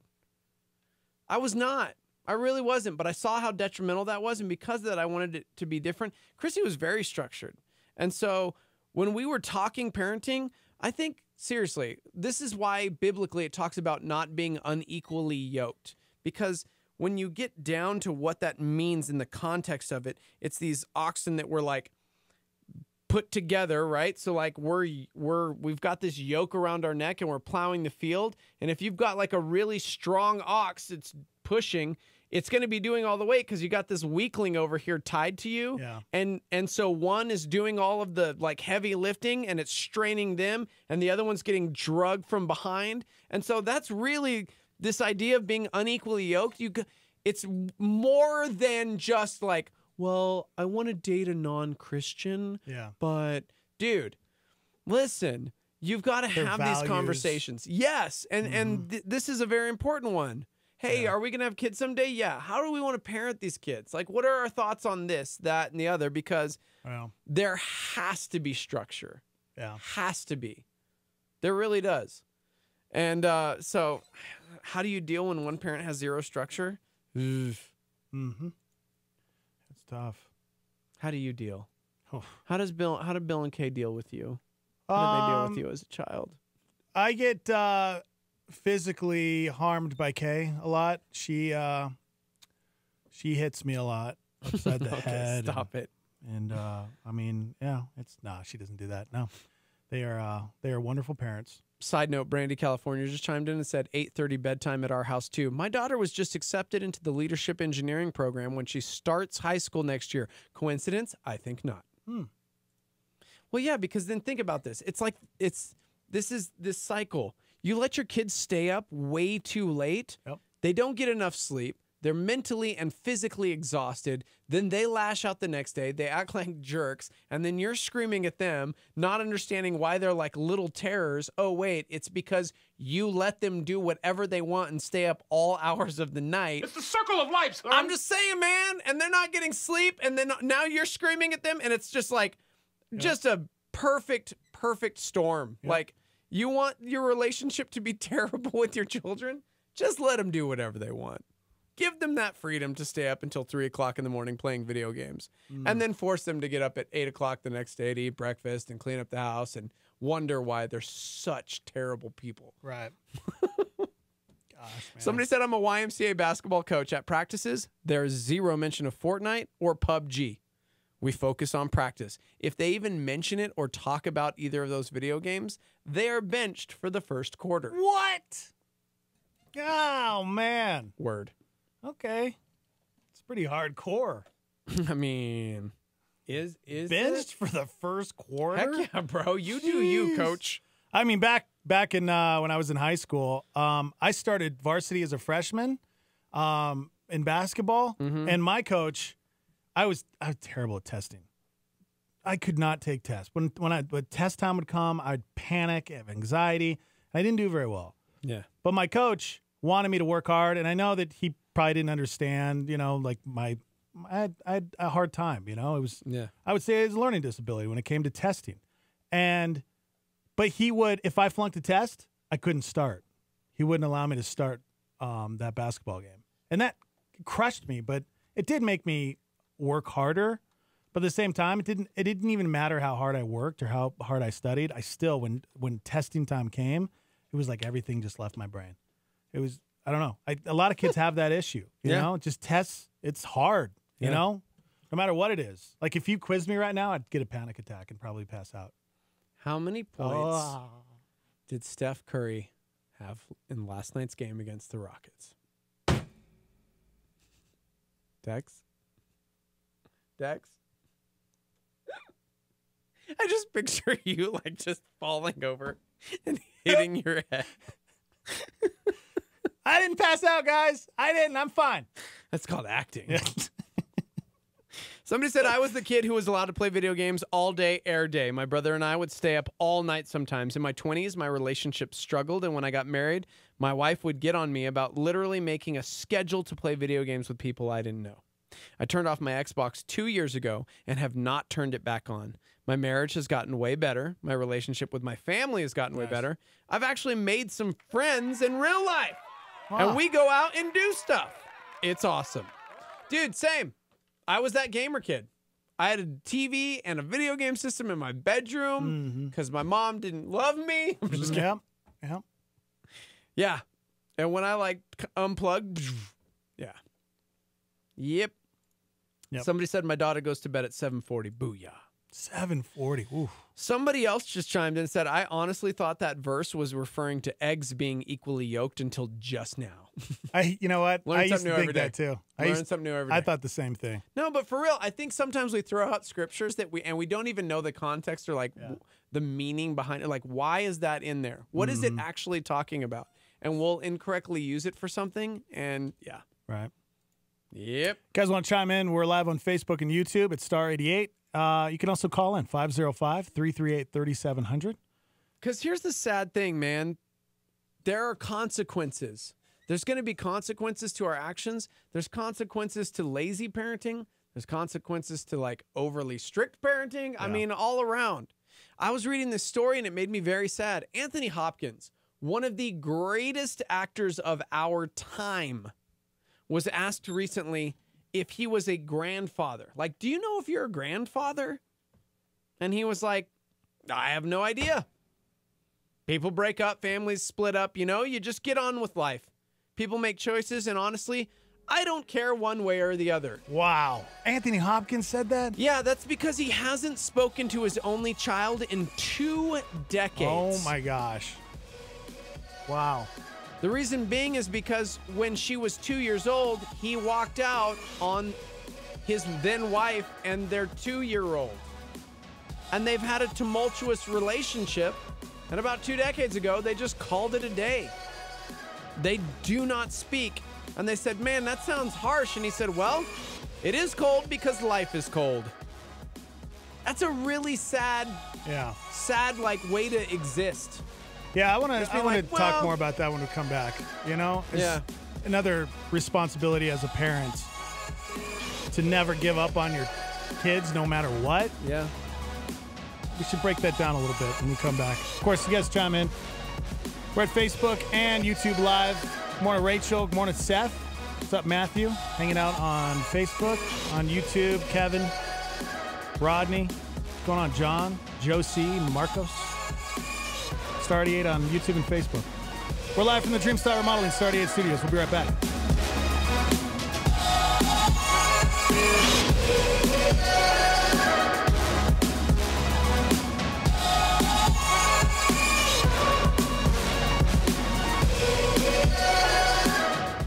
We all want the best future for our children. Our next generation of leaders need a strong foundation. With small classes, a great sports program, and affordable tuition, Evangel Christian Academy strives to equip students for the work God has for them. ECA's mission is to shape and empower the Christ-loving leaders of tomorrow. By using a leadership-driven and individualized learning model, our staff can better prepare your student to stand strong in their faith and be ready for the real world. ECA also utilizes dual credit through C&M by offering 4 courses on our academy campus taught by our staff. Since 1976, Evangel Christian Academy has been serving children from preschool through 12th grade and is fully accredited. We are located at 4501 Montgomery Boulevard Northeast in Albuquerque and are currently enrolling for the 2018-19 school year. Please contact Evangel Christian Academy for a tour today at 505-883-4674 or go online to ecanm.info.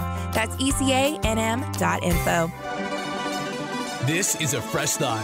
Listen up to Levi Lusko. Maybe it's time you dust off your hands and get back in the game and do something again. And that's just so inseparably entwined to our calling and conviction here at Fresh Life Church, that we just perpetually value this dream and idea of risking the ocean. And that's why it's like, man, when is enough? This campus, 12 locations, and the TV broadcast, and my gosh, did you finish one building thing? Is it paid for? Barely. And then now another one, and trying to do this, and I read in the newspaper that. Well, you know what, I'm just telling you, time is short and lives are precious, and Jesus is coming. We got work to do. We got dreams in our heart. We're gonna do something. I'm just telling you, we're gonna fail trying, and maybe we'll die trying, but we're gonna step out in faith, so help me, and watch God move in power in our day. For more fresh thoughts, go to LeviLusko.com. This is KLYT, Albuquerque, Santa Fe, Star 88, New Mexico's fresh alternative.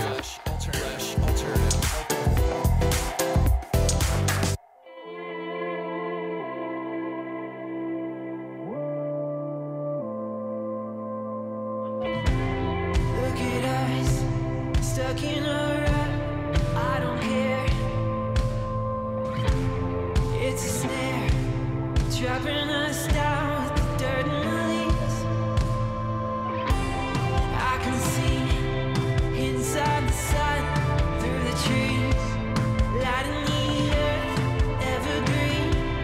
Only with you near me.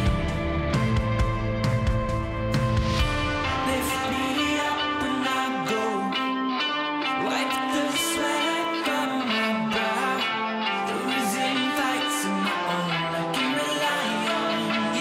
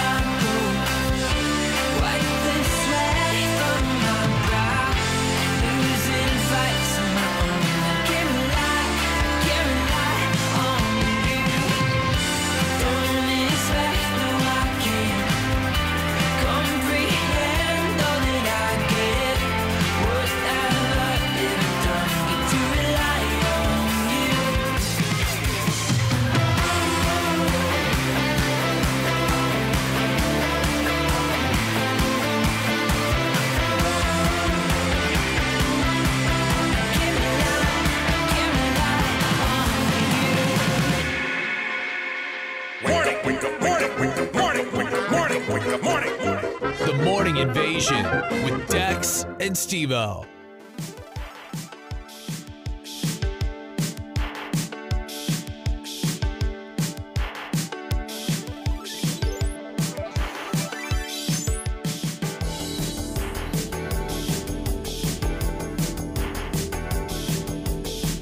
We kicked off the show this morning with a letter we received yesterday from a couple that wants to get married. And they asked specifically for Steve-O to marry them as Darth in September. You laugh. I'm praying and hoping that this happens. If you missed it, we're on demand and also on Facebook Live and YouTube Live. You can, after the show, you can go back and listen. You get the whole email and situation. But yeah, we're trying to work it out to where Steve-O can marry this couple as Darth Vader. Okay. And by we, Dex really means Dex really wants this to happen. I do. He really do. does. I think it would be great. Yeah. We've been talking about parenting a lot this morning. So, again, go back on demand after the show. We upload every show. iTunes, just search Morning Invasion. Go to star88.fm. We're on SoundCloud. So, before the break, we were talking about Anthony Hopkins. I mean, he's one of the greatest actors of our time. And how old is Anthony Hopkins? Is he probably in his 80s right now? I bet he's in his 80s. Maybe 70s? Yeah, probably 70s, right? Now I'm going to Google it. Yeah, we were talking. There was an article that came out where he was interviewed and asked about his daughter and how he doesn't want anything to do with his daughter. He's 80 years old. He's 80. Wow. Yeah, it's pretty interesting. He hasn't spoken to his only child in 2 decades. He's 80 years old. He says he doesn't know or care if she has her own child. Wow. He said, I have no idea. People break up, families split up, and, get on with your life. People make choices. I don't care one way or the other. They said, dude, that sounds cold. And he said, well, it is cold because life is cold. It's like John Osborne's response when someone said to him, Mr. Osborne, your play is so offensive. And he said, well, life is offensive. Yeah, she is his only daughter. His wife at the time, Petronella Barker, they were married from 66 to 72. And when she was 2 years old, he left. So and never had a relationship at all with her. Wow. Yeah, and she even said last interview, we are estranged. He walked out on the family when she was 2 years old. She said, I would see him maybe once a year. There's a little bit of sadness, but I have to get on with my life. It's always been like that. See him and then not. Then when I was 16, there was some time they were together. They reconnected in the 90s. She had cameos in 2 of his films, but it didn't last because in a 2002 interview, Anthony Hopkins said that they were estranged again. I hardly ever hear from her. She probably has good reasons. I guess we're just estranged. I hope she is well. She is too busy, and she has to do her own thing. I think she's in England somewhere. Life is life, and you get on with it. Man, what? That's so lame. They've never reconnected. So lame. About 12 years ago, his daughter, Abigail, told The Telegraph that she'd be open to reconciliation, but it'd have to be a two-way thing. I don't know how I'd feel about it. We've never really been close. We've never discussed big life issues because, well, our relationship was always so sporadic. I've never felt I could discuss those sort of things with him, and it never happened. Yeah. Yeah. He quoted Shakespeare the last time he was talking about her and said, children don't like their fathers. You don't have to love each other. End quote. You don't have to love each other. He then also went on and kind of trashed Hollywood. He said, but look at Hollywood. Look how insidious it is. Look at how people feel entitled to this and that and the other, and they can only be surrounded by yes people. I don't want to be surrounded by people like that. The lovey and the kissing cheeks, I can't stand it. There is so much hypocrisy, and they know nothing. That's He about the sounds only thing I sad, agree with, man. Right. When he talks about Hollywood, Yeah. you're right. That's Hollywood for sure. So he got very candid about his lack of a relationship with his daughter. But man, let me ask you, because both of us we have beautiful children that we love dearly, and even you out there, Starmy, as a parent. Yeah. Can you imagine just throwing in the towel, just giving up, just Yeah. walking away from the situation, especially if. Well, it sounds like they never had much of a They relationship. didn't have much of a relationship, but he still. left when she was 2. Still, even it sounds like they started to have somewhat of a relationship at one point when she got older, but then all of a sudden that fell apart somehow and they were estranged again. And the way that he was responding and talking about that situation with his daughter is, like I said, it's so lame and awful, because as a parent, with something that I am learning in my life, as I go through different, struggles and hard times with my kids, is that no matter what my children ever do to me, say to me, I will never, ever, ever turn my back to them. I will always, always be, I don't care how much they hate me, I will always be there for them. And somebody reminded me of this just a while ago is think about our relationship with God and how we do that to him all the time. And he's always there waiting. We turn our backs all the time. We're mad at God. We don't talk to him. Sometimes we curse at God, and God is always there waiting patiently for us. Yeah. And that is how we have to look at being a parent, always being there no matter what, whether that's sending them text messages every day, telling them how much you love them, that you're there for them, calling them, trying to get a hold of them, just making sure that they know that you are there for them is everything. Yeah. So hopefully we can encourage you out there, if you're going through that with your kids, to don't give up. Just keep pursuing them no matter what they say, what they do to you, how bad they hurt you. You don't give up on them.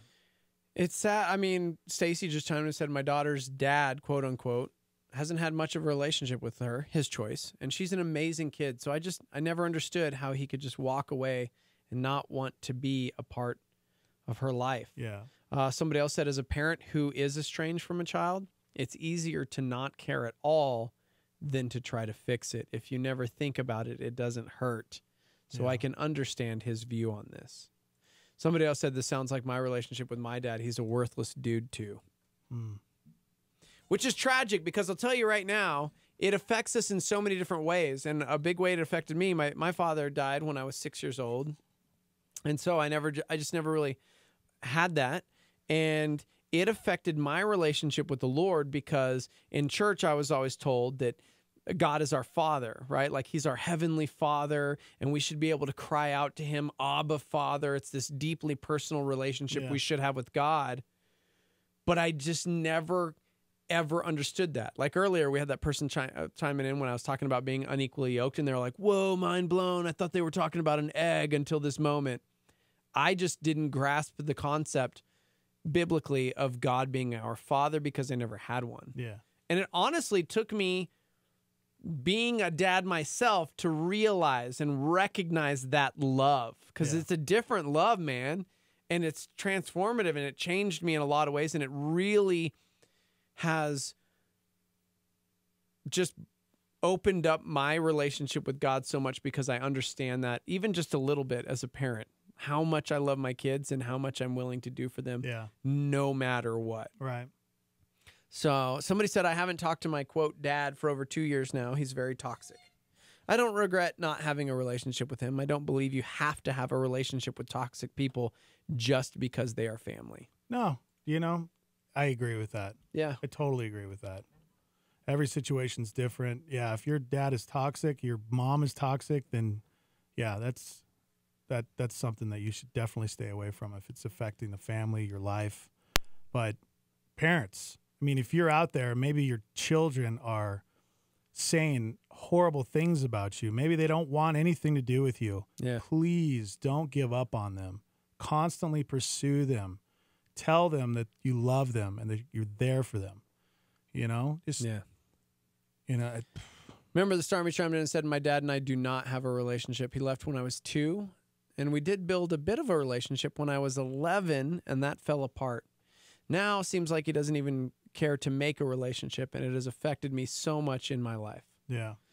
So again, I think as somebody who I could definitely understand the idea of not having a relationship with the father, don't allow that to affect your perception on what a true father should be, because I was reminded through Scripture of what a true father should be, what a true father should act like, how a father can truly love a child.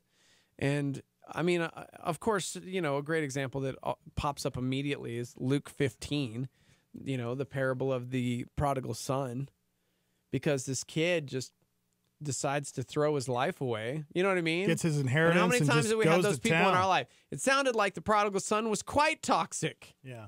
Like he made all of the wrong mistakes. All of the wrong decisions. I mean, he made so many mistakes.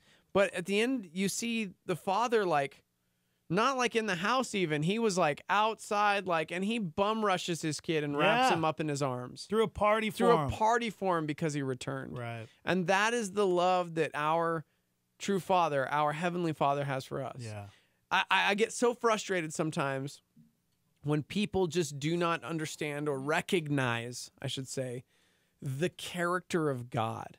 Like we get mad and we blame God for bad things that happen, but we don't recognize who he truly is, and we don't have an understanding of his true character, that he's constantly pursuing us, that he constantly loves us. He calls us his beloved. We are his children, and he cares for each one of us, but we kind of just toss that aside and don't put any thought to it. Just kind of don't care. Like we are the estranged children. Yeah.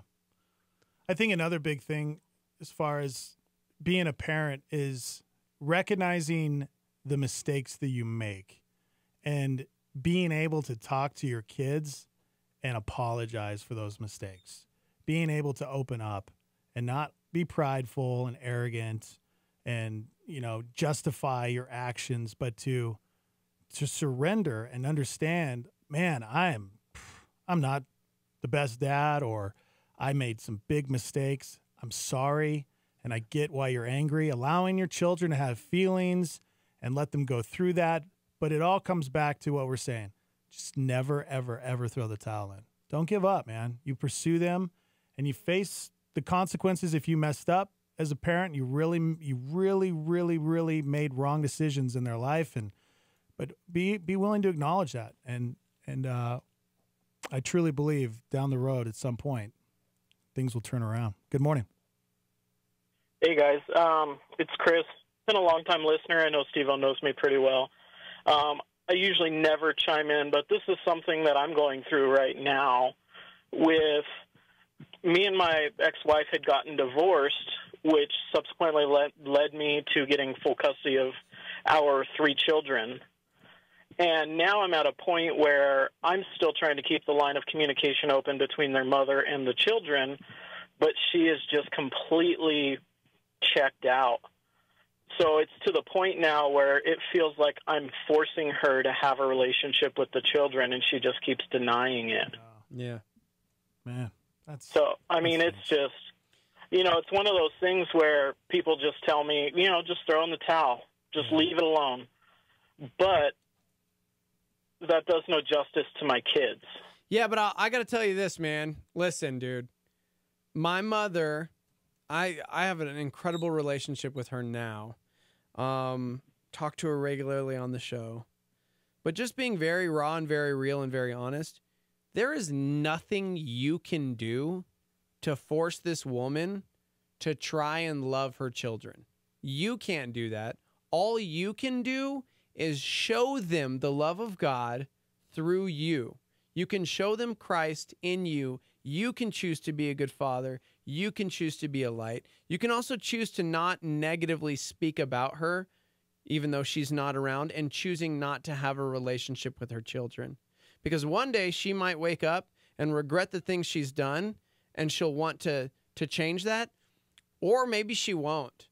But you cannot force her to try to have a relationship with those children because kids aren't stupid, man. We're not. And you can always tell the difference between somebody who genuinely cares about your well-being and wants the very best for you and someone who generally just doesn't want to be there and feels forced into a situation. And that's just as crappy. Yeah. Yeah, well, that's been my policy since day one. I mean, ever since we got divorced, it was just, I have never said anything unkind about their mother. Good. It's not my place. Yeah. For them, it's their place to form their own opinion about their mom and the person that she is. But the thing that I keep trying to do is just leave the line open. Yep. And keep telling her, if you want to see them, let me know. We'll meet up. Yeah, do it. But the thing that's hardest is the kids love their mother to death, as they should. Mm-hmm. That's their mom, and they should. And I fully support that. But the thing that's the hardest is watching their heart break. Yeah. When mom hasn't called for a birthday. Yeah. Mom hasn't called for, to see them or anything like that. Just watching that transpire. Yeah. Man, well, I'm sorry, hang man. in there, man. Yeah. And just like Steve-O said, just you continue to love them and just lavish them, especially if you're in that situation where you just know that they're going to be set up. I'm telling you, man, you just continue to own your role and be the best dad you can be, and you love them through all of that. And I'm so sorry that you're going through that because I know that can be so painful and so difficult. Yeah, well, I truck on. Yeah, man. God bless you, dude. Thanks for calling in. Thanks, guys. 505 lighthearted conversation on a 37. Wednesday. Yeah. Gosh. Very lighthearted. Dude, remember the Starmy chimed in on YouTube Live, which, by the way, we're live streaming, Star 88 FM. You can catch us Facebook.com/Star 88 FM or YouTube.com/Star 88 FM. Rex just chimed in and said, after growing up in a Christian household, I followed a different path from age 17 to 18. I've considered myself an atheist since then. I'm now 44. I don't know how I found Steve-O and Dex, but you two make a belief in God very comforting, and I'm seeing more and more around me that I cannot chalk up to coincidence. I really enjoy the Morning Invasion. Thank you for what you do. Oh, that's really cool. Thank you. Not going to Thank you for lie, that was really hard to read out loud because that just makes everything we do worth it. Right? Yep, it really does. I know that world, man. Yeah. Like, seriously. Yeah. It's difficult, and I think sometimes, unfortunately, because of our life circumstances, we put a lot on God that's not his fault. Yeah. Like, God's just as broken over the stupid mistakes that humans make that cause you pain and hurt and suffering and harm, and he loves you so greatly. So greatly. Yeah. Yeah, I know. We know there's a lot of people listening right now that have given their lives to God, to Christ, when they were young, and they walked away, Yeah. Walked away. There's been times in my life where I've turned my back on God. Oh, dude, yeah. I do it a lot. Yeah. And I get angry and I don't understand. But that's a normal thing. That's a normal thing as a human being to go through. And man, it's painful. It's painful to go through these experiences, whether it's dad or a mom giving up on you, whether it's you being a parent and your children, they don't want anything to do with you. Whatever that situation is, maybe you're going through a divorce or you're having problems in your marriage. Like, we get it. We totally understand. It's tough. It's hard. It really is. But man, you have to surround yourself with good people. Dude, and realizing that you're not alone in this, Right. I cannot begin to tell you, like, I'm trying to keep it together. I really am. But the live line is blowing up with stories of human beings who are like, they're in it. They're in it. They're in hey, the pit. Just want to say that person's better off without their dad. My dad was there for me when I was young, there to be a jerk to my mom, my brother, and I. He's gone now. Wow. Somebody else said my dad left my mom when I was 7 months old. Me and my mom struggled a lot through my childhood. My mom was addicted to drugs, and I was put in a foster home rather than go back with my biological father. My mom has cleaned up and gotten back to me. My dad has tried to reconnect with me since middle school. I'm 20 now. I'll get a text now and then from him, but honestly, I just don't care about him. Yeah. Somebody said, as a 30-something-year-old now, I've had to move on with my life from trying to have a relationship with my father. I always give in to giving him another chance, but drugs and selfishness are his priorities. He'll be sober and present for a limited time. I've decided the positive outweigh the situation for me as an example of who I never want to be as a person or as a parent. Somebody on the flip side chimed in and said, my dad is loving and supportive and has done his best to make things right. ... since sexually abusing my sister 20 years ago. Wow. Needless to say, sometimes it feels easier if he had just disappeared after all of that went down. Yeah. Gosh, man. Yeah, dude. Yep. A parent chimed in to say my daughter got suspended from school on Friday. And at first I was angry and wanted to take away everything because I was acting on emotion. But then I realized how much we sin against God and fall short every day. I feel like sometimes as parents, we hold our kids to a higher standard. There's that grace, man. There's time. I do for that grace, regularly. you know? I'm always like saying that to the Jeter boys. Like, dude, I just want you to be better than me. Yeah. And then I see him making those same mistakes, and I do tend to like get frustrated and angry because I'm like, because I know where that road leads, and I don't want them to make those mistakes. Yeah. Yeah. Yeah. And in that, it's when, as a parent, you make those mistakes, call it out, man. Yeah. Be willing to open up to your kids about it and tell them. I think that's huge to a child. Yeah. You know, when your parent says, "Hey, I messed up. I'm sorry. I want to do better. You know, be better than me. You know, because I'm gonna fail. It's just the way it is."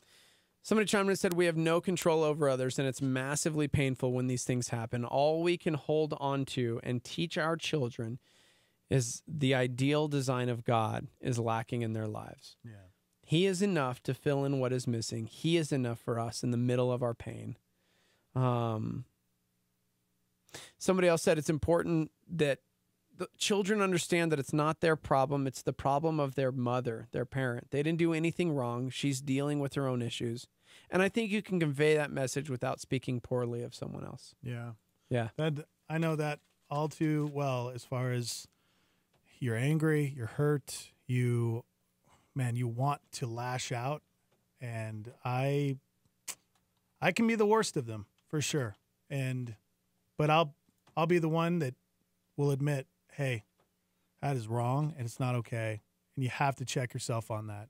Mm-hmm. You have to do whatever you can to not try and bash the other person. You know, that's so tough, man, because that sin nature in us that we just want to lash out. Right. Because it feels good in that moment just to get those feelings out. And you just want to hurt that person. Right. But gosh, self-control, well, because in turn, it just ends up hurting you because you just look like a jerk. It does. And you don't have to stoop down to that comes level. Back. Just because they pieced out, they bounced, they did something. They right. got caught up in addiction. They got, caught up in a relationship they shouldn't have been in. Whatever it was, whatever the reason was that they chose to walk away. Yeah. So, and we ultimately have to come back to the fact that it's sin, man. Like the problem is sin. It's this sin issue, this pride that we think we know better than God. We've like got this down and we can go this without him. And then we find ourselves in places we never thought we wanted to be. And we kick it in those places for longer than we ever expected to be in. And gosh, but that's what always amazes me is that we serve a God of redemption and a God of restoration. And I don't care if you're 3, 30 or 75, 80 and you've lived this life of whatever. Yeah. Like today is the day of redemption. Today can be that day of restoration. You don't have to keep doing the same thing. It's amazing. It's amazing that he never gives up on us. And what sucks is a lot of times we don't think we're worthy or we don't think that God can ever forgive us because of situations like this, where a human being did walk away, where a human being did give up on us. And because of that, we put that on God and we're like, well, this dude gave up on me. My earthly father gave Yeah. up on me or walked out, or my mother or whatever it is. And so because of that, that's the character trait that I'm going to put on God, because I've gone too far this time, and he can't forgive a dude like me. And he can't find joy and be proud of me for anything ever again. So I'm just going to do this on my own. And that is stupid. That is a lie that we tell ourselves, because we know Scripture tells us something different, something entirely different. Go back, go read Romans 7, 8, 9. I would just spit it all right now if it weren't 3 chapters of Scripture. But Paul, who wrote like 2/3 of the New Testament, is talking about the things that like he doesn't want to do. Those are the things he's doing. The things he wants to do, those aren't the things that he's not doing the things that he should be doing. And he's frustrated, and it's like, wretched man that I am, who will save me? And it's all praise to Jesus Christ, man, for coming down and dying for us, that we could have that restored relationship with God because of his blood, because of his sacrifice, not because you're worthy, because you did anything good. Because guess what, bro? You're human and you're going to fail and fall short. Yeah, man. We're going to do it. But there's nothing that God can't forgive. Amen. All right, you guys want to chime in? Sit down. Go sit down. Go relax. Go take some deep breaths. Chime in. Be a part of the show. We're on YouTube and Facebook Live at Star 88. And you can text into the show, 505-585-LIVE. We'll be right back. Hang out. Tony Evans. This is a Star 88 Supernova. Christ is the head of every man. The man is the head of a woman. And God is the head of Christ. Okay, let me read that again. Christ is the head of every man. And the man is the head of a woman, not all women. And God is the head of Christ. Okay? So that did not come from me. So if you're going to get mad at God. He wrote it. God says in the order of things, everybody is supposed to be covered by somebody else. Covering. Or what he calls headship. The head of. And of course, the concept of head is taken from the body. The job of the head is to give direction and leadership to whatever it is leading. That was Pastor Tony Evans on a Star 88 Supernova. Dr. Francis Collins, head of the Human Genome Project, says this: I am privileged to be somebody who tries to understand nature using the tools of science. But it is also clear that there are some really important questions that science cannot really answer, such as, why is there something instead of nothing? Why are we here? In those domains, I have found that faith provides a better path to answers. I find it oddly anachronistic that in today's culture there seems to be a widespread presumption that scientific and spiritual views are incompatible. Star 88 with a solar flare. Something wasn't working. Running out of faith, I was so uncertain, I couldn't find my place. Then I let go, let love surround me, and I found myself right where you found me. That's the life in your life. How could I want anything more? It blows my mind every time I'm reminded that you call me yours. That's the life. Yeah, that's the life. Ooh, that's the life. Yeah, that's the life. Ooh. The thing about surrender, that's when the power comes, making you the center, the breath inside my lungs. And why would I run back to where I was? Yeah, 'cause I got everything in your love. That's the life in your life. How could I want anything more? It blows my mind every time I'm reminded that you call me yours. That's the life. Yeah, that's the life. Ooh, that's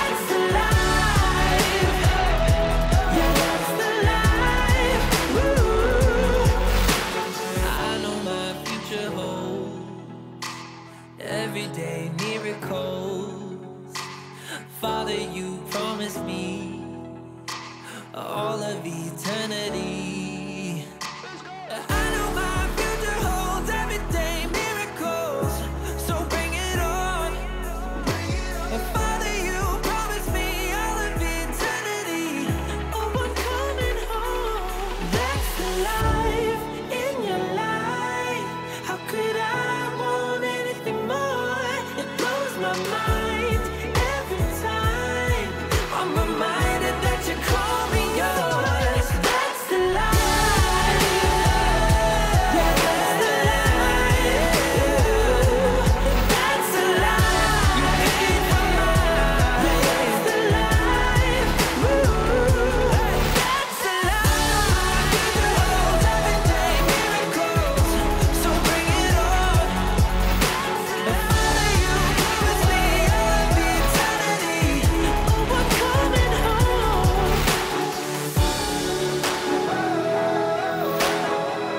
Oh, I'm coming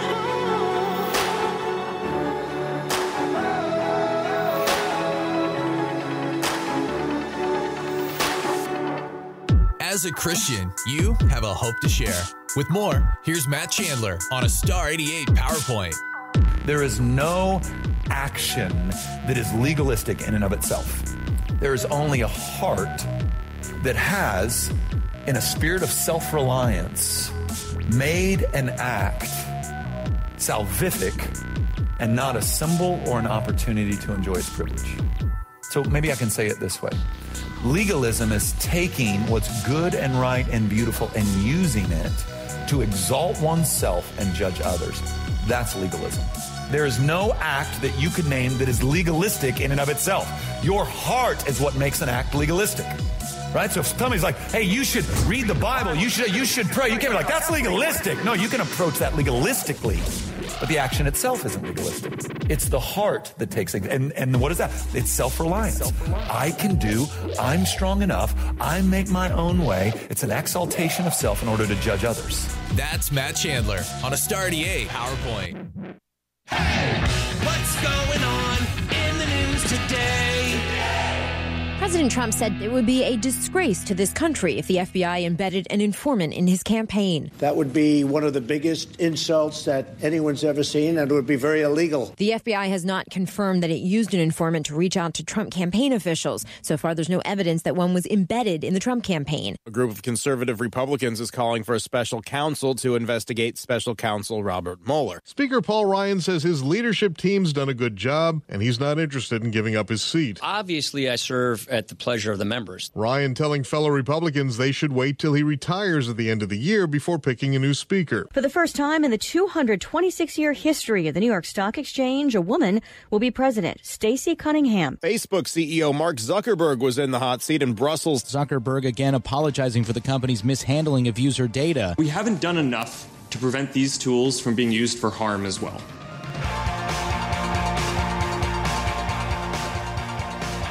What's going on?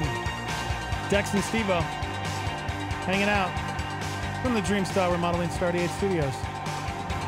Just want to thank everybody for opening up, sharing their stories. We've had some incredible comments, people chiming in on the live line. Just talking about some pretty light subject matter, you know. Eternity. Parents giving up on you.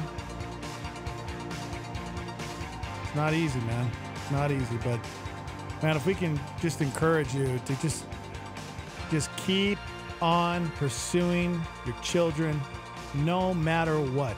Yep. You never, ever, ever, ever throw the towel in. That's that commitment, that responsibility when you had that child to love them no matter what. And sometimes it looks differently. You know, my mom definitely had to allow me to go my own way. Mm-hmm. I mean, we were talking about the prodigal son earlier. He let the kid leave. Yeah. He let the kid take his inheritance knowing he was going to go like blow it on drugs and life, you know? Yeah. Seriously, I know it sounds terrible, but it's the truth. And my mom never stopped praying for me and never stopped hoping that I would turn my life around. Right. And she would always tell me how much she loved me no matter what. And that I could always make a change in my life. So, yeah. Because we have had a few parents chime in going, but what if your kid just doesn't want this? What if your kid is the one that's, and it's like, that is a pretty... And you also can't necessarily own all of that either, because we're all human beings and everyone makes mistakes. And I had, great parenting advice from Pastor Skip years ago, who said, God put his children in a perfect environment, perfect situation. Adam and Eve, they were in the garden. They had like literally everything. He is the perfect parent, and they still found a way to blow it. Yeah. Like they still found a way to ruin everything. And so we do need to own our mistakes, but sometimes our kids just don't make the right decision. Yeah. And you know what? I pray every day that any mistakes that my children go through, that they would learn from those mistakes, that they would grow and become better, that it would bring them closer to God, because I know the mistakes and the trials and the things that I've done in my past throughout my life have always made me a better person. If I allow it to, it'll grow you, it'll stretch you, it'll make you stronger. And that's the hope when your kid goes through something like that, is that they learn. It's no different than your child when they're young and they burn themselves, with fire. They don't know what it is and they burn themselves. Well, you know what? Sometimes they got to get burnt to learn that's bad for you. They got to get burnt to learn. They got to get burnt to That's learn. our new T-shirt. Burnt to learn. Write it down. That's the band name. Write it down. Right there. Burnt to learn. Burnt to learn. Where's the band name paper? Ask Daniel. He's If the you one don't with know- those. If you don't know what we're talking about, we have a piece of paper and we write down random band names. And I'm telling you, at the end of the year, we're going to vote on these, Starmy, and we're going to make a T-shirt of the best band name. Burnt to learn. Yeah, and if you hear us say a cool phrase, call us out. Let us know what it is so we can write it down. I want that T-shirt. Yeah. Well, it looks like I'm starting over. Oh, man, we had some great ones on there. I can't remember. Like Joey in the Toolbox and Michael John on the Wrecker. Those are great band names.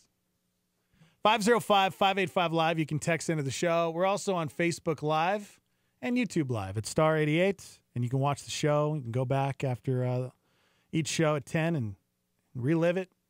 Get caught up. We upload all the shows. We're also on demand through our app. You can download the Star 88 app and stream us live. SoundCloud, iTunes. You'll find us. Just Google us, Morning Invasion. Let's see. I got a letter. You want to do anything else? Do you want to say? Because I know a lot of people are chiming in and everything. This is a pretty good conversation, but we do have a letter coming up. Let's do the letter. You want to do a letter? Yeah, Let's do a man. letter. We just got a letter. We just got a letter. We just got a letter. Wonder who it's from. And of course, chime in. Be a part of it. That's why people write in, because there's a whole starmy of you guys out there that are very wise. I'm writing you to ask your opinion as to how weird I am. I work in an office with a lot of people who all leave for the day at all different times after 4 o'clock. The walk from my cube to my car is about 5 minutes. I work on the 4th floor, and I always take the stairs. Right now, I was planning on leaving about 15 minutes ago, but I have stayed working in order to avoid walking to my car with different coworkers that are leaving at the same time as me. Gosh, I can relate to this so well. Am I the only one who will actually stay working in order to avoid a 5-minute walk with a coworker? I literally watch them to make sure they are far enough down the hall before I start packing my stuff. I've also pretended to go to the bathroom and pretended to forget something in order to avoid it. I am just not super close with any of my coworkers, and I also just feel awkward being forced to make conversation. I promise I'm a very outgoing person. Sounds like it. Anyway, I love your show. Please feel free to let me know how weird I am. Well, I can relate to this very well. I know a lot of Starmy members can relate to this. We have a lot of introverts out there.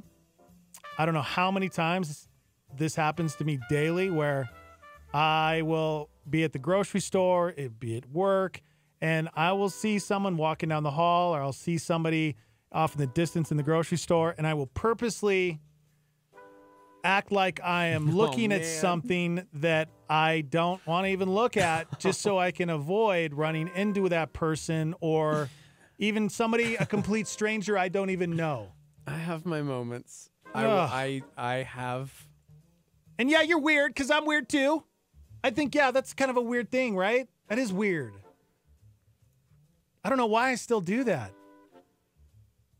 And it's not that I agree, because this person's saying I'm a very outgoing person, and I kind of feel like I'm a pretty outgoing person as well. But there's just times where I just feel, yeah, I get it. I will purposely stay at my desk and wait for everybody else to leave, so that way I don't have to But it leave shouldn't and talk be the to people. norm. Shouldn't be the norm, yeah. Somebody says, I do this all the time. Conversations scare me, even small talk, seriously. Somebody said, not weird. You're there to work, not to make friends.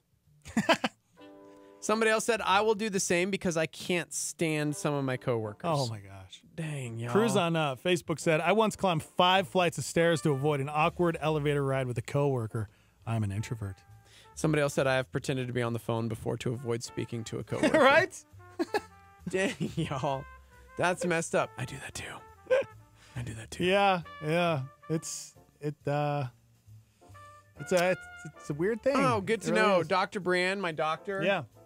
She said I go opposite directions of people in public to avoid patients. Good to know. I hope I see you in public. Oh, I'm going to bum rush you. I'm going to bum rush you and be like, hey, it's me. Don't you walk away from me, you introvert. Get back here. See, I'm like weird then, because there are times where, Just depends on the mood you're in. Yeah. Because you can be very outgoing. I and can be.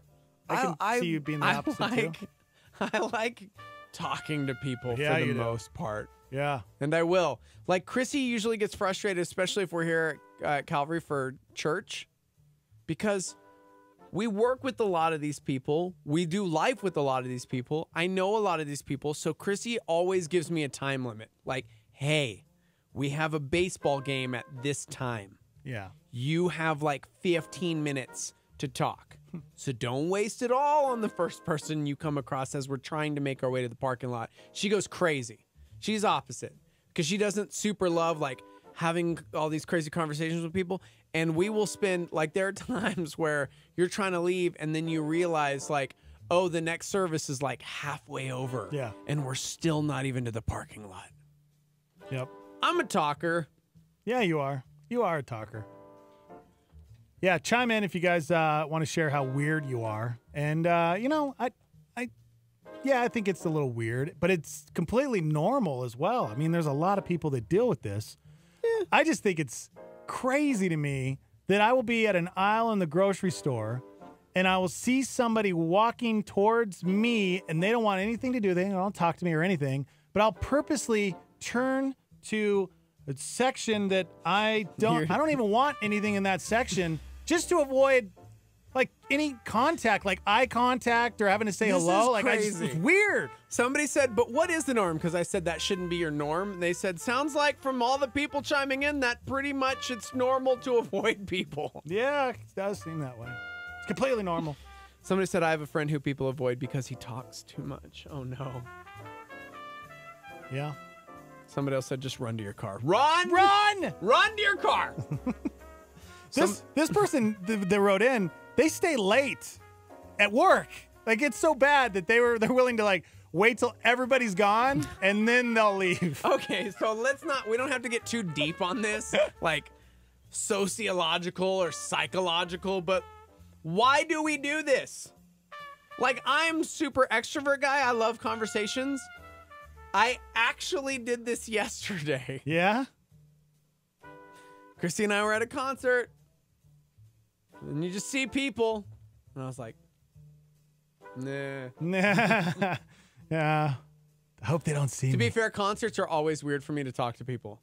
Because usually the music is just bumping. Right. And you're like, what? Yeah. And like we had just eaten Taco you Tuesday don't have tacos. gum, And and it's the like, last I thing don't you have want to gum, do and is it's talk like, to somebody. I'm sorry. I just totally just had some kimchi tacos. Yep. Some Asian kimchi with lots of onion tacos. That's and you're about to hilarious. want to like close talk to me during a loud concert. I'm just going to put my sunglasses on at night and pretend like I don't notice you. Yeah.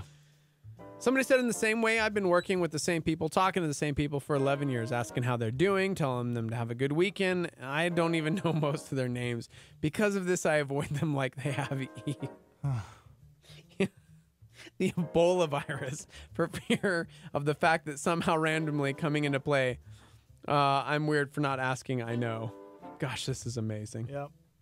This is amazing. 505-585-LIVE. You can text into the show. This person wrote in asking just one simple question. How weird am I? Somebody said with Calvary, just park on Washington because you can sneak right out of church, no problem. Yeah, right? See, introverts, we have it all like planned out. We calculate things. The worst thing is when you have to go to a social event, if you're an introvert, and if you show up, because I like to be early, yeah, I'll purposely just wait in my car until I know somebody. It's pretty rare that I've made myself get out and walk in by myself. There's moments I'm proud of myself to say that I've done that, and it was hard. But yeah, I will sit there in my car and wait till you show up or somebody that I know, and then I'll get out of the car and make sure I run over to you so I can walk in with you. Because, I don't know, is to be put in a situation where nobody's talking to me and I feel like that guy that nobody wants to talk to. I want to feel like I'm involved and included in things, but I'm not like very sociable, so I won't go up to people and start the conversation. People have to come to me. And then I have that look. We talked about this the other day. I have that look, just like Vince, at security. People look at me and go, wow, that guy. Why is he mean mugging me? Why does he look all mean and depressed? Or I don't want to talk to that guy. I just have that look about me. Gosh. So people don't approach me. I'm not very approachable. Somebody chimed in and said, I have a friend who wears his AirPods in public so people won't talk to him, but they're turned off so he can always hear everyone. Wow. Yeah. Mark says what's fun to do is to make eye contact with a random person and then don't break it and say nothing. Oh. You know what? I was wondering if people actually did that. Because people stare you down sometimes. Oh, I hate that. Don't do that. Stop staring at me. Stop it. Oh, you just winked at me. I blew it. I winked. Yeah, that drives me crazy when people just stare at you and you're like, they're still staring at me. Dude, people chiming in left and right. Katie said, I always have my earbuds in so people won't talk to me even if nothing's playing. Oh, man. Y'all, listen. Gosh, I feel you. I've done it. I've done it. Somebody said, I'm one of the speaking pastors at church. I don't know the entire congregation, but as one of the guys who speaks, everyone knows me. Talking to people at church is hard sometimes. At least in those situations, there's context. However, when I'm at Walmart and I get stopped by a rando, it's really hard to connect the dots on who you are and why you know me so well. Dude, preach. Rando. Literally, but also figuratively, because this is our lives. There were multiple times last night. So last night, there was a guy in the front row. Chrissy and I went to go see Phantogram. That's like one of her favorite bands. There's this guy in the front row, and he's like looking, and he's waving, and it's like in my direction. And I'm just like, kept turning around. 'Cause you don't want to be that guy that waves back and he's not waving at you. So he's like against the railing, right? Right. Show ends. We're walking to our car, and he walks up and he goes, Steve-O, dude, I kept flagging you down. I was trying to get you to the front row with me. Oh, my gosh. And I was like, oh, man, Chrissy would have loved that. I'm sorry. I don't know you. But it was cool. I met a lot of Starry members last night at the show, and it was like, would you want to be front row that's not seating? Like at a show where it's all stand-up? Front row is like, ooh. Yeah, but we were pushed into that. Oh, we were okay. basically like two people I guess it's behind not him. like a metal show or a rock show where it's Nah. like, because it's a pretty chill band. It was very chill, but that's another reason why it was tough to be so stuck tightly in the crowd, because there was a lot of people vaping, only they weren't vaping. Oh, what? Yeah, so I was like, okay, well, back pain is gone. Okay. It was weird. It was weird. Somebody said, I like to sit outside for service. I realized I had to start bringing my helmet with me when people looked at me suspiciously because I have my motorcycle gear on. I'm a lonely introvert, and people think I'm weird and won't talk with me. Oh. Aw. Yeah. That's sad. Somebody said, gosh, I guess I'm the weird one because I love talking to people. I talk to strangers all the time. Like if we're in line at a grocery store, I'm talking to you. You never know who's going to need that contact and a smile and a quick hello. Dude, So on the jealous flip of that. side, I will say this. Let's see, where is it? Oh, I might have left it at home. I met a dude last night named Mondo, tattoo artist who came up from El Paso for the show. I didn't know him. We were just standing near each other. And there was this other dude that was being obnoxious, and we just started we sprung board off of that and just started having a conversation. And by the end of the show, it was like, dude, who does your work? Here's my card. Let's kick it. What are you doing after the show? And I'm like, I do a morning show. I gotta get up really early. Yeah. I gotta go home.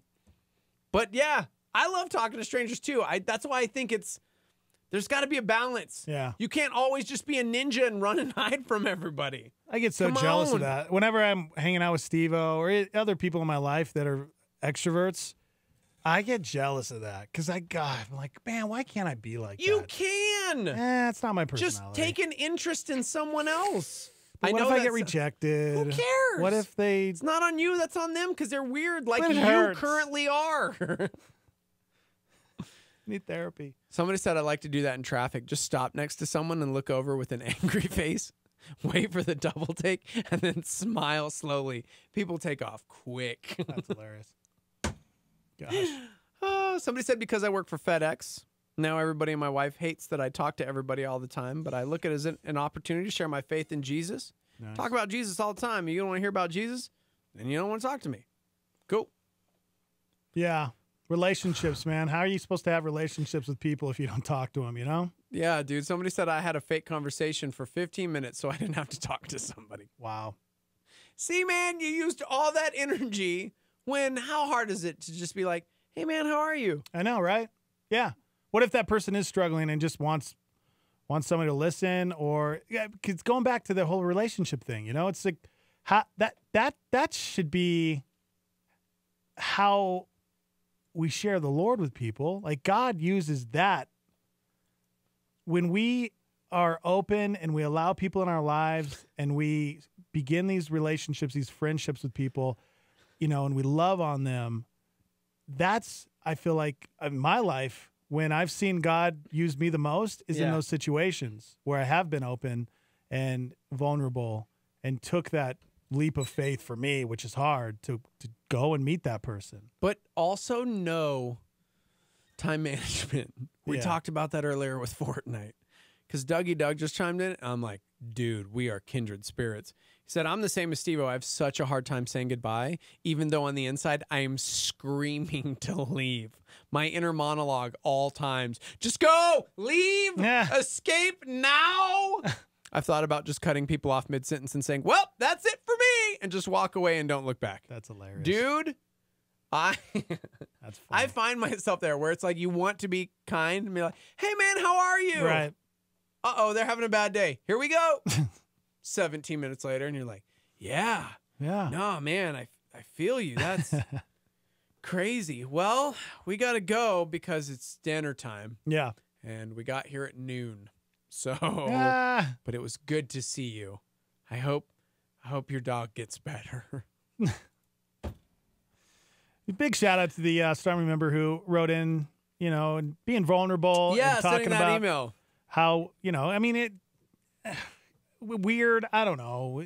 It's just a normal thing that I think now hopefully you feel better about yourself, that a lot of people go through it too. They deal with it every day. The anxiety of talking to people and opening yourself up to have conversations. I think making yourself do things that are uncomfortable is so important. Yeah. Because that's gonna help you grow. It's gonna help you change, and it's gonna better yourself when you put yourself in those uncomfortable situations. And I've seen that in my life. Yeah. So I don't know. I just encourage you to do that. Just if it feels uncomfortable, maybe that's when you go for it. Mm-hmm. You know, just, you know what? I want to do this, but you know what? I'm not. I'm going to actually walk down or take the elevator with my coworkers and just see what happens. Yeah. Because you might be missing out on something. What if they invite you to like this really cool like get together and they just like a really cool hang session. And then if you're not there, you don't get invited. But then next thing you know, they're asking you if you're ready to go to the basement, and they hand you a cloak, and like there's somebody down there, and it's like, all right, your turn to do the sacrifice. Wow. Then what? That got dark real quick. I know. That's why you don't talk to people. You know what? Don't talk to people. Did that happen? Is that a personal experience? No, dude. Somebody said Las Cruces is already a small town, so everybody already knows everybody. But my wife and I both work jobs where we interact with a lot of people, and we run into those people when we're out and about in town. Sometimes I just don't feel like talking to so many people while I'm out trying to run errands. I can't always be switched on and have conversations with so many people. Sometimes you just don't feel like it. Right. It's not weird, but I do sometimes feel bad about it. Yeah. Facebook Live and YouTube Live, Star 88 FM. You can go and watch the show. We got about an hour left. When we come back, there was a zombie alert that went out during a power outage. We'll let's see what happened with that. Also, I don't know if you heard about Starbucks' new policy. We'll discuss that when we come back. And, of course, we want you to be a part of the show. 505-585-LIVE. We're live from the Dreamstyle Remodeling Star 88 Studios. Hang on.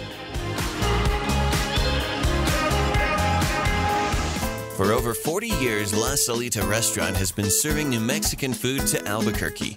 From starters like soups, salads, and Cindy nachos to entrees like chili rellenos, burrito de Eduardo, the BOG burrito, and carne adobada. La Salita is friendly to those who are vegan or gluten-free and offers catering, as well as a rewards program at 1950 Wantabo or online at lasalita.com. Star 88 thanks La Salita for their support. Paradise Village, a power partner for Star 88. From pre-wiring a new home, home theaters, to systems ran with smartphones. Integrated systems and security camera installations. Located at 4205 San Mateo Boulevard Northeast in Albuquerque, or online at paradisevillageinm.com. Paradise Village, 505-881-6375. That's 505-881-6375. They're not interested in finding customers, but creating relationships. Star 88 thanks Paradise Village for their financial support. A Star 88 Supernova with Greg Laurie. Lord, you're the almighty God. You're the great God. You're the creator God. You're the sovereign God. Why do I say that? I'm just getting things in perspective before I even start. And is this not what Jesus taught us in what we call the Lord's Prayer? Our Father who art in heaven, hallowed be thy name. Thy kingdom come, thy will be done on earth as it is in heaven. So that prayer that Jesus taught us to pray, the model for all prayer, does not start with my needs. I don't say, our Father who art in heaven, give me this day my daily bread. No, I say, my Father who art in heaven, hallowed, set apart be your name. Your kingdom come, your will be done on earth as it is in heaven. So I'm contemplating God in his greatness. Catch Greg Laurie's teaching show, A New Beginning, on our sister station, KNKT, weekdays at 8:30 a.m. on 107.1 FM. This is KLYT, Albuquerque, Santa Fe, rebroadcast on KKCJ, Cannon Air Force Base, KPKJ, Mintmore, K201CC, Las Cruces, K203EZ, Alamogordo, K207CQ, Gallup, K211CW, Hobbs, K212EH, Silver City, K214DE, Antonito, K218AK, Artesia, K250AB, Roswell, K293AO, Alamosa, K228DQ, Portales, in the free app for iOS and Android, and online at star88.fm. You got eyes like the light in cloudy chimneys. You got cries like the bird of song in lonely trees. You got hands like the land and feet like the sea. And you're not as simple as you seem. For your flesh is weak and your bones are bare, and you cannot see your beating heart. Doesn't mean it's not there. For there is none good, though we don't seem too bad. We cannot live till we realize that we were one.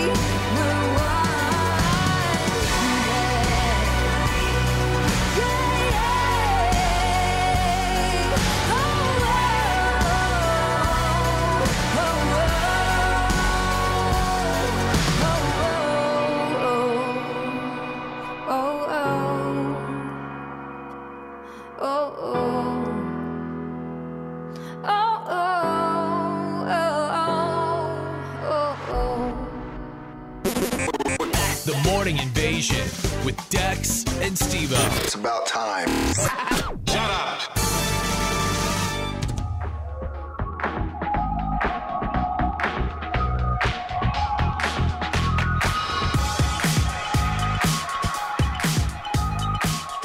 Hanging out. Morning Invasion. Being brought to you by Preston Hart. Screen printing, live printing, graphic design, PrestonHart.com. Thanks for hanging out with us, Stormy. Facebook Live, YouTube Live, you can hang out. More Mark, Cynthia, Stephanie on Facebook Live at Star 88 FM. YouTube, Gabe, Alf, hanging out. Gabe says that I cut him off every time. You cut him off every time. Every time. Squirrel moment style. Sorry. What's up, Tim Duncan? Don't ever stop walking up to us and talking to us. Dude, well, we've had a theme today, bro. Theme. Bringing it all the way back around. Remember the Starmy chimed in saying, hey, tying this back to video games from earlier in the conversation, do you think that people could be becoming introverts because they don't get as much human interaction anymore? Yes. Yeah, I mean... No. Yes. I mean... We don't know how to conversate. You know how we know how to conversate? Through text message or Facebook or Instagram. And usually it's just a snapshot of their life and you're like, we don't interact with anybody in real life. No. That's so true, dude. Yeah, I get. Yeah. You know what? ALFHWUQD, you're on to something. YouTube names are weird. I don't know if that necessarily makes you that way. I think you are either introverted or extroverted because no. Think about me, bro. Think about me. I'm still an introvert. Yeah, but you have extroverted tendencies. There are times where I'm like introverted and I'm like, I don't want to. And you're like, come on, bro. Really? I don't know about that. Oh, I'll fight you. Yeah. I'll fight you. You do. Yeah, I guess. You know, you definitely do that because we all have those tendencies. But I think what they're saying is, does it hinder us from kind of not coming out of our shells, but just interacting with humans? Because the more you interact with people, the easier it becomes to interact with people. No, it's still hard. No. That's my whole point. No. It's still hard for me. You know? Yeah. Good morning. Hi, I'm actually a psych major at C&M, and the difference between introverts and extroverts is introverts have a larger prefrontal cortex, which is more with the He does have a huge thought processing. Huge. Yeah. Huge. Dex I has a can huge rarely head. wear hats. Yeah. It's like I'm on the last little button, see? Yeah. Like I think there's two. Dang, maybe. Yeah, see, he it's a can huge barely head. wear a snapback. I know. So I have a big. huge brain. Heed pillow. Yeah. Dune. So does that mean I'm really smart? No. Well, that's in the mostly just the introversion, but I believe it's around 80 to 90% of people are actually omniverts as opposed to introverts and extroverts. Oh my gosh, Those tell are the me. more extremes. Okay. People that are actually bet you we're extroverted both tend to have a larger amygdala, and a lot of that can be training yourself too, because the ones that fire or are like the wolf that you feed kind of thing, where the ones that fire tend to become stronger. But most people, if you do, it comes from the release of dopamine when being around people or not, but it's the differences there. Wow. You're smart. What are you? Yeah. What are you? Are you an omnivore or an herbivore? I'm an herbivore. Herbivore. Yep. Yeah, I'm an herbivore. The omniverts are the ones that most people fall into that category. Yeah. If you're lonely when you are alone, you're actually not introverted, because that's when introverts recharge.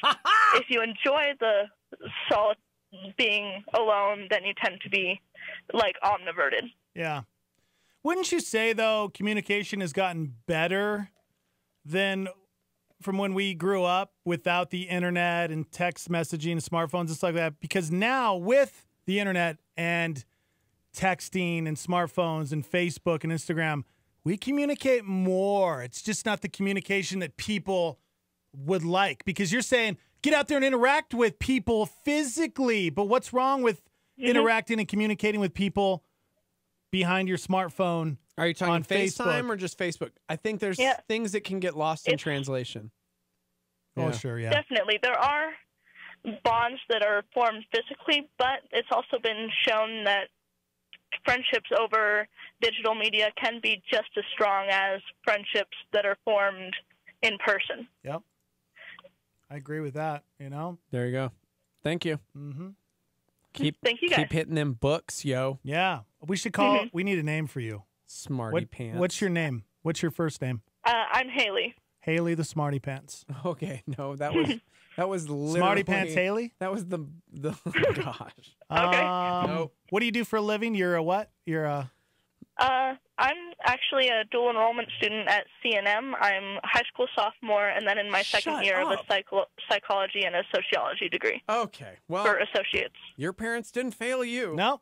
Gosh. You just keep doing what you're doing. Good job. You're doing great. And thank you so much. Call in Good job. again. I got it. Her name is Dr. High School. Dr. High School. You be Dr. High School. Thank Next you, time you Dr. call High in, School. just say, hey, it's Dr. High School. Yeah. See how unlazy mine was? Haley, the Smarty Pants. So Well, I lazy. mean, you called her a Smarty It's Pants. because your amygdala's not big enough. Oh, my gosh. That's what she said. Thanks, Dr. High School. Thank you, guys. No, thank you for calling. No, Dr. we already High said School. thank you like 3 times. Hang on. Thank you. Okay, Gosh, we'll talk to thank you later, God. Dr. High School. Okay. Thank you so much, Dr. High School. Somebody said extroversion and introversion are on a spectrum and it interacts with other aspects of your personality. I'm 95% extroverted, but I hate pointless interaction and will heavily avoid what I see as pointless interaction. I want to hang, I want to party, but it has to make sense. Somebody else said, I think people are full of it, so I just avoid them as much as possible. That's true. Yeah. That could be true a lot of times. Yeah. A lot of people full of it. Full of lies. All right, let's talk about this power outage that happened. Okay. This is big news that happened yesterday, guys. Huge news. Yeah. I guess this is probably this is definitely one way to keep people from getting all angry over a power outage. Just give them a way bigger distraction. There's a power outage in the middle of the night on Sunday in Lake Worth, Florida. And the city's warning system automatically sent an alert to all of the cell phones in the city. But the alert was about a zombie apocalypse. It said, quote, power outage and zombie alert for all residents of Lake Worth and Terminus. There are now far less than 7,380 customers involved due to extreme zombie activity. Restoration time uncertain. What? What? Clearly someone watches too much of The Walking Dead since they said Terminus. Right? Terminus, wasn't that the like weird place in The Walking Dead? Yeah. Obviously there wasn't a zombie apocalypse, just a 27-minute power outage. The city says it must have been a prank, especially with the Walking Dead reference to Terminus in there. Yes. They're trying to figure out who got into their automatic text alerts to make it say that. I know exactly who it was. Zero Cool. This young man, from a child, caused a lot of outages. I think 57 outages when he was 9 years old. Little kid got charged 40 grand. His parents actually got charged $40,000. He wasn't allowed on the internet for 9 years. When he turned 18, he decided to go back online and start hacking again. He put himself out there. And you know what? He fell in love. He fell in love. When people found out he was Zero Cool in the hacker industry, people lost their minds. Because he was a celebrity. He was the kid at 9 that was involved in a lot of outages. This is very familiar. I think Zero Cool is behind the zombie apocalypse power Hey, man, outage. nobody gets your 90s references. What? That was dated. Okay. I was like Pastor Levi this weekend using Ace Ventura reference. Oh. He called himself out. It was cool. I laughed. I think I laughed harder than anybody else because I'm like, I get that. I know that reference. Good job, Ace Ventura. Hey, maybe you could call me out when I start talking about something that people aren't probably interested in before I 5 minutes later do a whole story on. Yeah, because it's your job as my wingman. And you could kind of interject a little sooner. Nah, man, let's bring it back. Oh. Here's the thing. Yeah. Because the city accidentally sent out a zombie alert warning during a power outage. And scripture calls us to test all things, right? Because not everything that we get, even from the authority above us, is going to be accurate. Case in point, zombie alert. Reach. You know what I'm saying? It wasn't real. But people probably started stocking up on water and freaking out and like boarding up their doors and windows because they just knew that the zombies were coming at any time. Because they didn't study. I got nothing. I got nothing. Oh my gosh. It's crazy. So crazy. Yep. My bad. My bad. My bad. Move on. Okay. You hear about the Bucks, the Starbucks? What about it?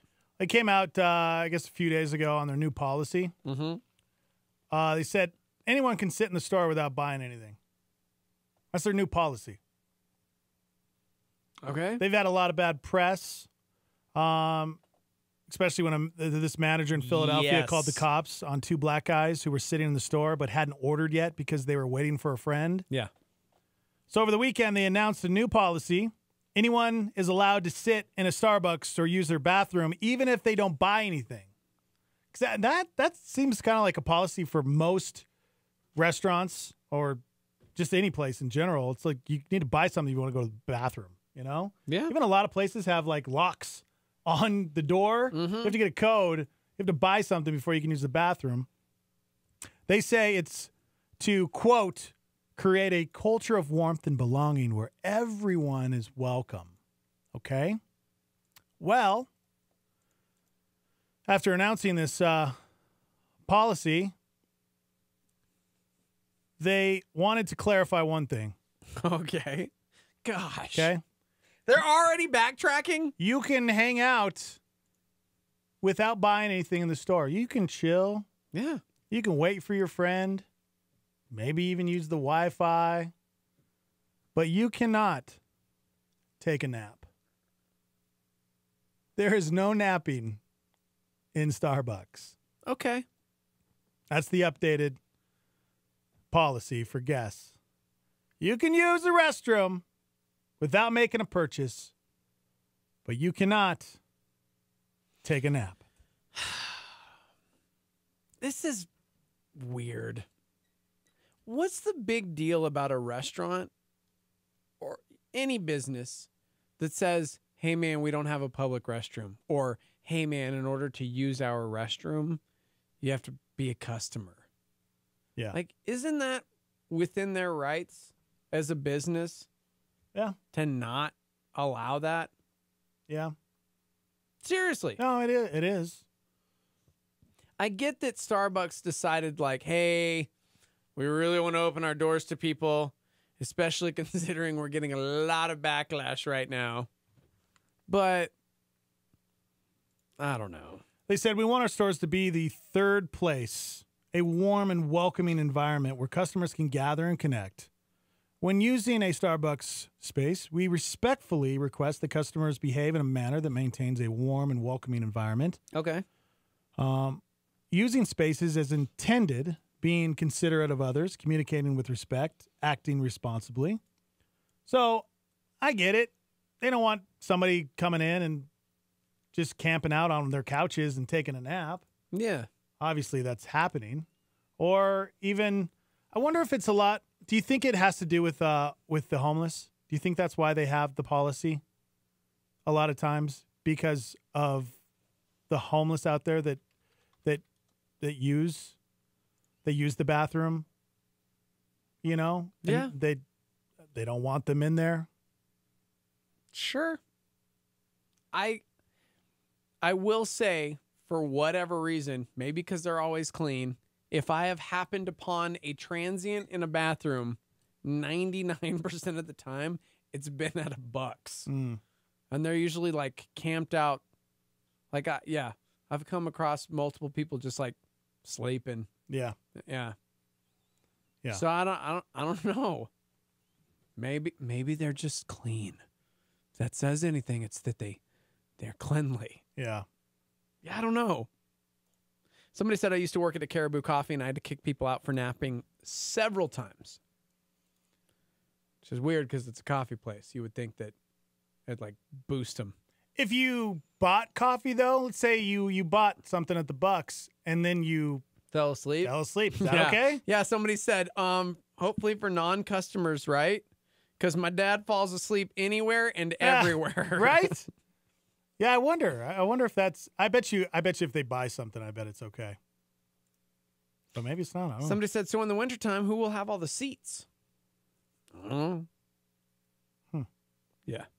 Somebody said one thing that's nice about New Mexico is that it is state law that a business cannot refuse the use of a restroom to a utility worker or first responder working in that field. Wow. I never knew that.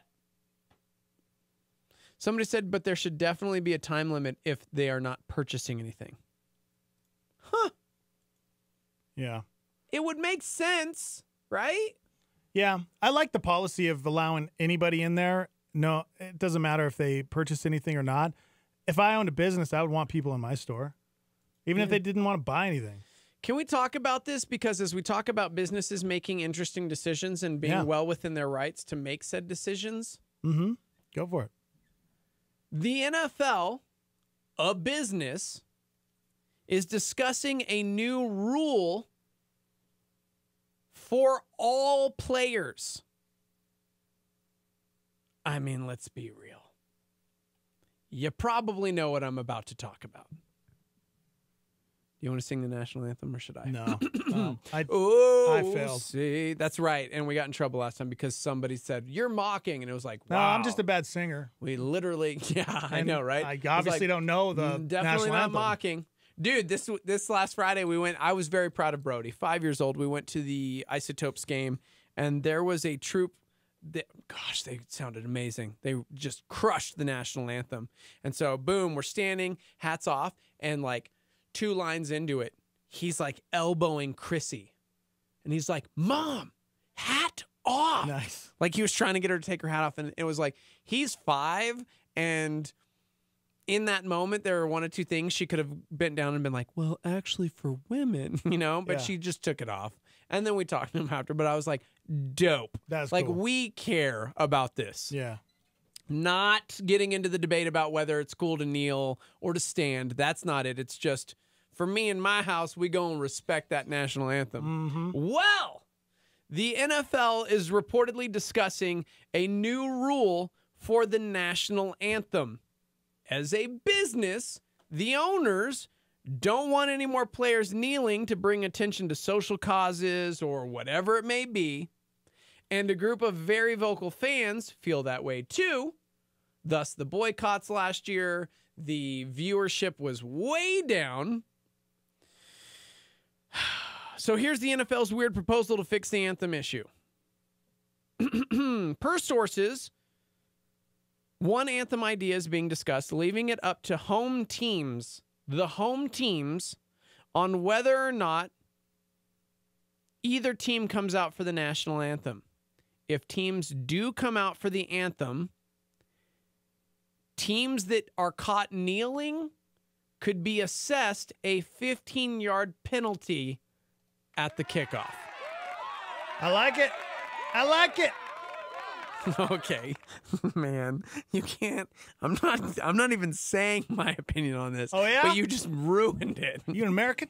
Huh? Okay, listen, Montana. Huh? I'm clearly very disappointed in. Yeah, but here's like part of the problem. They're leaving it up to the home team to decide what the home and visiting team does. So what if the home team says they don't want to come out, but the visiting team is like, yo, America, we want to stand for the national anthem out there. The visiting team has to go along with what the home team says, so they can't come out of the locker room. Also, what happens if the home team does want to come out, but the visiting team doesn't want to come out, or there are people who don't want to stand? Wow. So then the road team is forced to be out there. Wow, I missed that part when you said, okay, if home team gets to decide the other team. Yes, I thought that they could do what they team, wanted. The home team makes the rule for the day. Wow, yeah. Home team makes the rule. So you're playing at AT&T Stadium, and Jerry Jones is like, you know what? We all stand for the national anthem. And yes, Steelers are like, but we've got this one guy that won't stand. Guess what, visiting team? You have to come out, and if that guy kneels, 15-yard penalty at the kickoff. It should just be across the board, man. If any player kneels, 15-yard penalty. I don't know why the NFL's making it. Why is it? Why can't it just be easy? And why are they allowing them to decide? Because it's not easy. Because people are already blowing up the live line saying, "So what? They're going to punish them for having a freedom of speech? This is my lame." gosh. Somebody else said, "This is ridiculous." On the flip side, somebody else who understands, capitalism and business-minded people says it's well within their right as a business to not have, sorry, this is about public restrooms, but it's a business. The NFL is a business. It is as a player, this is your job. And sometimes there are rules. We have a giant employee handbook here, and there are certain things we can and cannot do and things we must go along with, and we have to adhere to them, whether we 100% agree with them or not. Thankfully here, it's pretty easy to agree with the rules and regulations of our employee manual. But not everybody all the time 100% agrees with their employee handbook. But if you're an employee there, for better or worse, you have to respect it. Here's what I don't get, though. The NFL, they lost. I mean, the ratings took a dive. I mean, tanked. Because of this situation. Yeah. Now, as a business, I would think that the NFL would be, hey, you are absolutely allowed freedom of speech on your own time, but when you are playing football, you do not kneel during the national anthem. Yeah. Now, just so we're clear on this was an early proposal that leaked to the media. That doesn't mean this is actually what the NFL is going to settle on. Presumably, it's just one of a bunch of ideas they're floating around because they're trying to figure out how to fix this. They want their players to be able to have that freedom and the right to stand or kneel. But on the flip side, they're going, man, we're still a business and we are leaking millions of dollars here. Like, they lost quite a bit this last year. Yeah, they're saying they also could include slapping fines on players Maybe who to don't make stand. some of that money back, you know what I'm saying? Adding language in contracts to force them to stand, or just leaving the current policy in place. The league's current policy is that players should stand, but they aren't required to do so. Okay. The NBA just straight up has a rule stating you must stand for the national anthem. Welcome to America. Welcome to America. Yeah, it's just respect, and it's man. well within their right as a business, say, hey, we get it. We're not hindering your freedoms as an American. But as an employee of said organization, this is our policy. Love it or leave it. Yeah. So. Yeah, I go back to I don't understand punishing the entire NFL because of a small percentage of players that want to take a knee when the national anthem comes on. It's almost like punishing us, like our show. Let's say you did something that somebody didn't agree with. Yeah. And they're not going to listen to the show anymore. Right. Well, what about me? I mean, there's a lot of great Americans that agree with that person about standing. Hey, respect, salute, whatever. When the national anthem happens, it's all about respect and standing at attention. Why are you punishing everybody else? Why? And I get that their people are taking a stand and want to show that, hey, I'm not going to stand for this because it's not okay. But I don't know. I still side with, why are you punishing the entire NFL because of a few idiots? I'm going to call them idiots. Why are you going to call them Stand idiots? at attention. Yeah, okay. Look at me when I talk. Okay.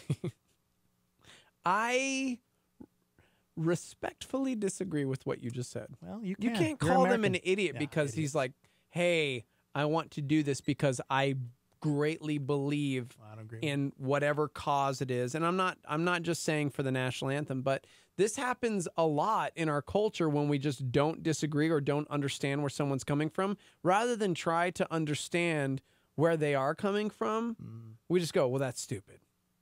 Well, that's wrong. And it may be, but you're never going to actually come to a resolution if you don't begin to have a conversation. It's like right now with our gun laws. Like, you've got one side who's just like, we got to get rid of everything. And then we've got the other side that's like, Second Amendment, man, you're going to have to rip this out of my bloody dead hands. And there's no dialogue going on because nobody's willing to have a conversation about like, but even, hey, you know, maybe we do need to make some kind of changes. But even with the conversation like we're having right now, at the end of the conversation, I can still say, you're an idiot. So that doesn't really work a lot of times. You can still come to the conclusion that, yeah, you're just an idiot. Listen, Anakin Skywalker said at one point in his life, from my perspective, the Jedi were evil. He was wrong. He was wrong. But I mean, the Jedi were doing some stupid things at the time. The council just like, they were making some mistakes and just think, you know, it went awry. And because of that, we got Darth Vader. But you are right, because when we were talking about this last year, a lot of people were confused why Kaepernick was taking a knee. And when he found out the true story of why he was taking a knee, you were like, oh, I kind of understand that. I kind of get that, you know? So, yeah, it's definitely, I agree. You have to talk about it. Somebody said, but Dex, you're a team. You and I, TMI. We are a team MI. If Steve-O's offensive, you suffer too. Wow. Like a team. If a player takes a knee, your team suffers. That's the consequence for that person's action. Yeah. Well, you're an idiot. I don't know. I'm just kidding. So I said, but Dex, this is how rules are made. Rules are put in place for the select few that don't follow them. Well, you know, then individually find them like what they're talking about here. The NFL talking about maybe slapping fines on players that don't stand. Why is the whole team getting punished? You know, when there are people that agree you should stand at attention and respect the flag and what it represents. And I don't know, I guess the 15-yard penalty is it affects the entire team, but I don't know. I just feel like we're never going to resolve this. We're never going to resolve this. Are you kidding me? I remember a time walking to a church, and I was wearing a baseball cap, and I was there for all of 3 minutes. And I had a good friend with me at the time who was not like super churchgoer guy, also baseball hat on. And dude, one of the ushers came up and like ripped our hats off of us. Yeah, that happened to me too. Because it was disrespectful. Because we're in church, and we were being dishonorable. We were just punks. I didn't agree with the rule at the time. I kept my hat off for the rest of the church service because I understood, like, hey man, this is the way they do it here. Yeah. Sadly, my friend was like, I'm never coming back to church. Right? Yeah. That's all I could think about when that usher did that to me, is if this is my first experience at a church. Right. I'm not even a Christian. Right. And this person came up and just ripped my hat off my head. No regard, oh no my whatever. Gosh. I would have left like that. But and I don't agree because that was like a weird cultural it was nothing biblical about that stupid rule, but that was still like in their house of God, right there, that's their rule. Like and wearing so a suit and tie to church. I was respectful of it at the Right. time, and I still didn't. I don't understand it to this day. But you know, if I didn't like it, then I could just go somewhere else. Mm-hmm. Truly. So I get it, but it's still a business, and not everyone agrees with you when you say, "No, man, you got to stand at attention." That's why the NFL just needs to be clear. They need to really hash Or just this out. maybe stop broadcasting the national anthem because the I think you do media that too. seriously did a number on this. That's a good call. Did any of us even take notice when Colin Kaepernick first did it? They don't do that for the NBA. They don't. Right. They do not televise the national anthem. You know why? Because a lot of times it's terrible and boring. Mm-hmm. Sorry, guys. Yeah, people don't really care. It wastes like 6 minutes of broadcast. Yeah, right. See, that's what they should do. Hey, just don't televise it. Right. I think Fox was the first station that made that rule. Like, hey, you know what? let's just not cover this controversy anymore. It's getting out of hand. Mm-hmm. Yep. So. All right. 505-585-LIVE if you'd like to text into the show. Talking about the NFL. Yeah. Considering a 15-yard penalty for teams whose players kneel for the national anthem. Well, also, and fines. Or, yeah. Somebody said that you're not American, Dex, because you don't agree with freedom. Wow. That do thing agree with freedom. that thing that you're standing at attention for. They also said if somebody ripped off my hat, we'd have a lot of problems. Yeah, you do that to the wrong person. For real. What if you did that and somebody was wearing a toupee and your hair came off with it? Oh my gosh. See, there's that situation. What if they had a weird skin disease or something and then you got embarrassed? There's so many things away. That's a terrible idea. By the way, somebody said we did a disservice to this break because we're talking Second Amendment, man. Where's Joe and Jeter show? Oh, look at that. We haven't done that. We haven't done that in a long time. No. 505-585-LIVE. You want to text in? We're on Facebook Live and YouTube Live. You guys can chime in. We're live from the Dreamstyle Remodeling Star 88 Studios. Hang out. Here's a solar flare from A.D. Simpson. When I cannot understand my father's leading, and it seems to be but hard and cruel fate, still I hear the gentle whisper ever pleading. God is working, God is faithful. Only wait. Star 88.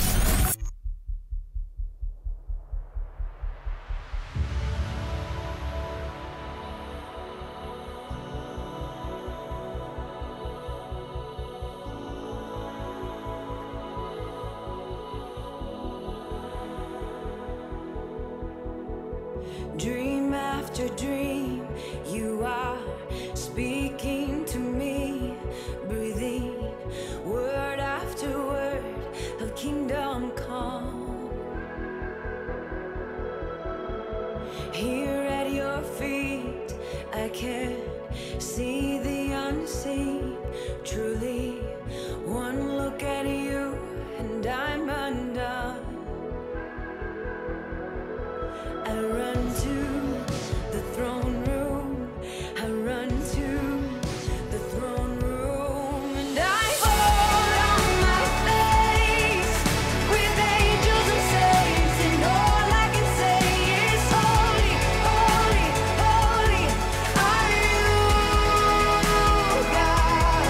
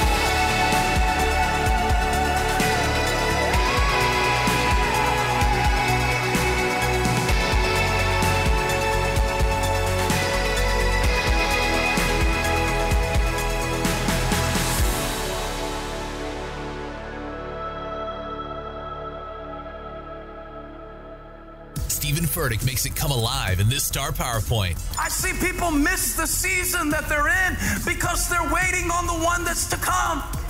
You will waste the grace of this season if your focus is on the next one. And now you're weary. And now you're burdened. Now you want to give up because you wait. Not that you don't have the grace. You're wasting it. It's right there. You'd be sad to get to heaven and there's a big pile of all the grace that God gave you each day that you didn't appropriate because you were waiting until you felt worthy. Paul said, I know what I did, but if I stay in my shame, I will waste my grace. And the price that was paid for me to stand in this grace was too great for me to waste it. I will not waste my grace. That's a PowerPoint on Star 88. Hey, what's going on in the news today? President Trump said it would be a disgrace to this country if the FBI embedded an informant in his campaign. That would be one of the biggest insults that anyone's ever seen, and it would be very illegal. The FBI has not confirmed that it used an informant to reach out to Trump campaign officials. So far, there's no evidence that one was embedded in the Trump campaign. A group of conservative Republicans is calling for a special counsel to investigate special counsel Robert Mueller. Speaker Paul Ryan says his leadership team's done a good job, and he's not interested in giving up his seat. Obviously, I serve at the pleasure of the members. Ryan telling fellow Republicans they should wait till he retires at the end of the year before picking a new speaker. For the first time in the 226-year history of the New York Stock Exchange, a woman will be president, Stacey Cunningham. Facebook CEO Mark Zuckerberg was in the hot seat in Brussels. Zuckerberg again apologizing for the company's mishandling of user data. We haven't done enough to prevent these tools from being used for harm as well.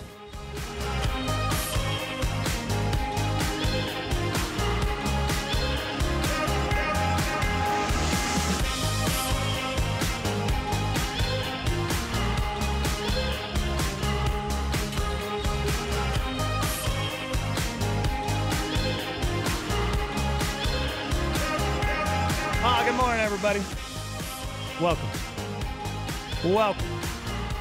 If you're just joining us, you're new to Star 88, you're new to the Morning Invasion. My name's Dex. I was born in 1979. My birthday, if you want to write this down, is July 21st. Or you can follow me on Facebook. I think I have room for 2 requests right now. I currently have 4,998 friends, so I have room for 2 friends. If you want to friend request me, so you can get up to date, notifications from my life. To my right is my partner in crime. His name is Steve-O. Tell him a little bit about yourself. Well, I like long walks on the beach. Do you? I didn't know that. Yeah. That's cool. Not really, actually. Oh. Everything hurts these days. So. What's your sign? I'm cancerous. I think that's what it's called. No. My birthday is July 16th, so it comes a few days before Dex's. So if you're going to go ahead and plan to get us both gifts, make sure you plan that well, because if not, I'm going to get all the gifts, and then everybody's going to be broke for your birthday. Wow, it's true. Whoa, missed a straw. It's a good call. Appreciate you saying that. Pretty cool. So my favorite movie series of all time is probably Star Wars. He's got a Darth Vader tattoo on his chest. That I do. I really actually Lots do. of comic book characters on his left arm. Yes, lots. He's basically a man-child. It just looks black now. He's a man-child. Yes. But I am also a Ninja man-child. Turtle on my side. Yeah. Not going to lift my shirt. Really weird. Stopped like halfway through. Yep. That's enough out of you. Okay, cool. We call you the Starmy. That's your name.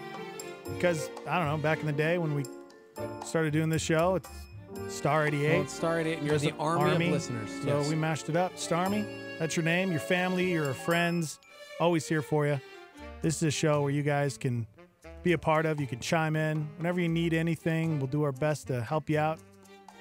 You can text in 505-585-LIVE. You can also call into the studio. 505-338-3700. And we're live on Facebook and YouTube. Star 88 FM. You can find us pretty much everywhere. That's so great. It's a lot of fun, man. Yeah. So, found this. What words were born the same year that you were, Shut up. This is awesome. So I was born in 1979. And food court was first used in 1979. Merriam-Webster defines it as an area within a building, such as a shopping mall, set apart for food concessions. Food court. Nice. 1979. What's your year? Wait, mine? Yep. What decade were really- you born? Give me your decade. 1970s? 70s, man. I know. Just go along with it, bro. Oh, okay. What year were you born? You know. 1978. Wrong. Darn it. 77? Yes, 78. 77? You were right, Oh. 78. I was like, what? How's that possible? You're not that much older than me. Let's see. Okay. First, go ahead. My word is improv? You're all about that. I am. And I'm all about food courts. Yeah, that's accurate. Oh, in 1978, Merriam-Webster defined it as of relating to or being improvisational. That's why they shortened it to improv, because no one can say improvisational. Improvisational. Especially in improvised comedy routine. That's him, guys. How crazy is that? I want to know all of the words that were my year. Click that. Click this? All of the words? Yeah, that's Time Traveler. You select a year and it tells you all of the words. Going down to 1979. Merriam-Webster.com/time traveler. And it'll show you all of the words that were added to the dictionary the year you were born. Okay, it's taking a little bit Dang. to load. Yeah, Okay. you're getting back to them 80s and they started using a lot more words, man. All right, 1978. Here we go. Ooh, whoa. Whoa. Go ahead with those. Agritourism. It's a big word. Anti-aliasing. Anti-choice. Attention deficit disorder. That was added to the dictionary in 78. What's a Botus Ripper? You've got to click on that word. Botus Ripper. Definition. A historical or gothic romance typically featuring scenes in which the heroine is subjected to violence. Ooh. Wow. I love that. A Botus Ripper. Ooh, Caprice? That's Caprese. Oh. Caprese. Caprice? Caprese. Ditz. FaceTime? 1978? FaceTime? Well, we look at it as their phones, but we need FaceTime. We need FaceTime, man. Half pipe, bro. Also Hep C. Oh, cool. Okay. Improv. We heard that already. Logic bomb? Logic bomb, dude. Nanostructure. I feel like we don't use a lot of these anymore. Panic disorder. Open mic. Pay-per-view. Pad Thai? Shut up. I love all of these things. Satellite dish. Well, you had some pretty good words. I did. White Rock Base? What? Toxic shock syndrome? What's a tweener? Where's that? Tweener? Is that like somebody that's a teen but not like... A player who has some but not all of the necessary characteristics for each of two or more positions, as in football or basketball. Okay. Wow. So like you could be like a point guard but also kind of like a small forward maybe? Right. So you were a tweener? You're a tweener. Why don't we use that term more? All right, we're going to my year, 1979. Okay.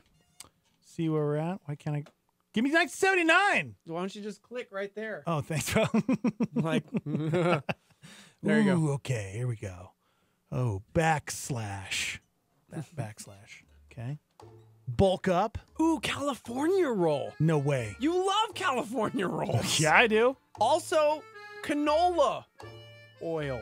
Enoki mushroom.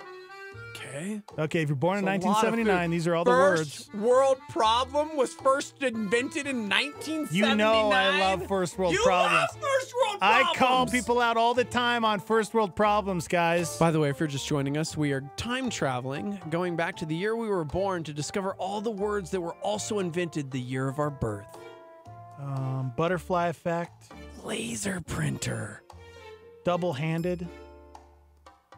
I mean, you are left-handed.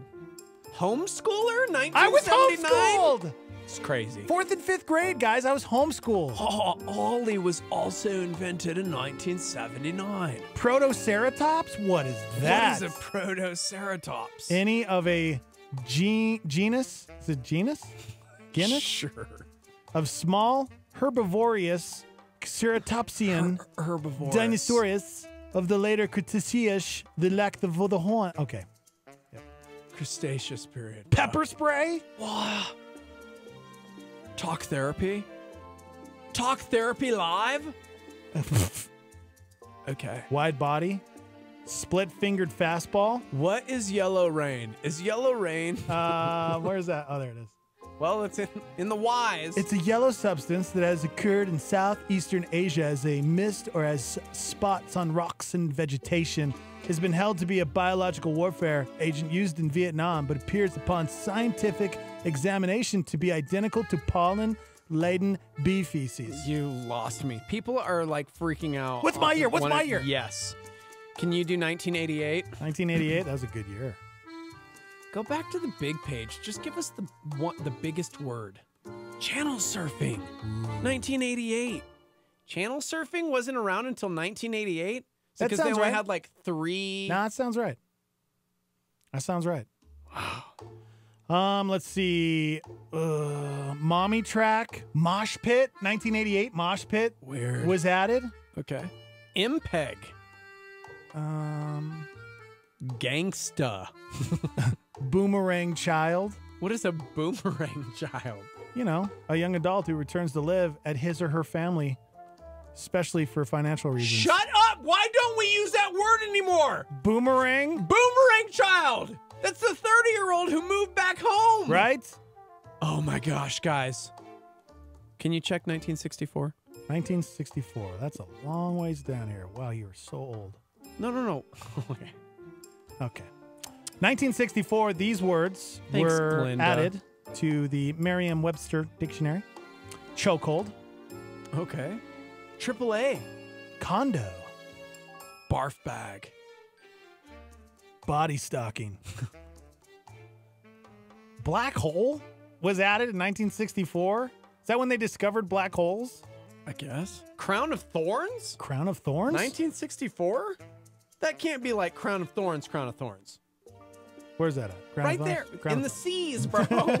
A starfish of the Pacific region that is covered with long spines and feeds on coral. Okay. Okay, definitely not the same thing. Computerist? 1964, computerist was... Yeah, but what does that mean? It's true. No, you could click on it and give us Oh. the definition, dude. A person who uses or operates a computer. Why don't we call each other computerists anymore? Because, man. We're all computerists these days. We're all text, dude. It's all computers. Gypsy cab? Graphic novel. Let's go way down. Let's go down. Is anybody asking for something? Older than 1964? I don't know, bro. Let's go to like 1949. You know, it's weird, by the way. We're talking about our birthdays, July 16th, July 21st. Somebody else chimed in and said, bro, my birthday, July 15th. My husband's birthday, July 22nd. No way. Can we all exchange gifts? Sure. Sure thing, AJ. Beefcake was created in 1949. That was added to the Merriam-Webster.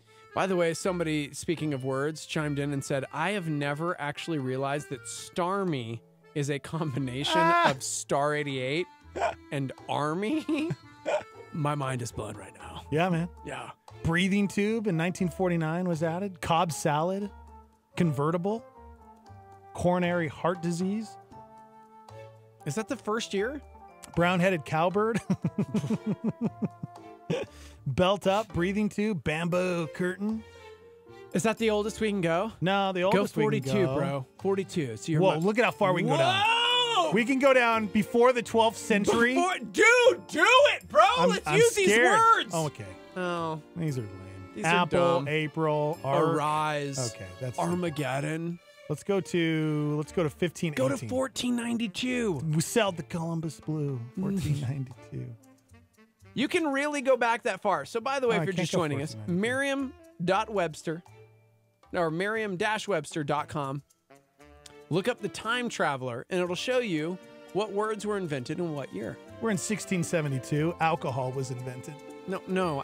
The word was... Also, applesauce. Dude. Crisscross applesauce. Indian red. Is crisscross in the dictionary already? Or did they just have applesauce? A relish or dessert made of apples stewed to a pulp and sweetened. Interesting. Mm-hmm. Yes, applesauce. Albatross. Rampage. Ooh. 1672. Shorebird. Oh, you are such a shorebird. Oh, I don't like 1672. I do not either. Let's go 1800 and see how. No, 1776, man. 1776? What were the words we were slinging the year that we became a nation? Anglo-American. Blue jacket. Cowpea. That's, what is that? PEA. Is that like a tiny pea? It's an herb of the legume family. Oh, yes, an herb. Yes, it's an herb. Floating dock.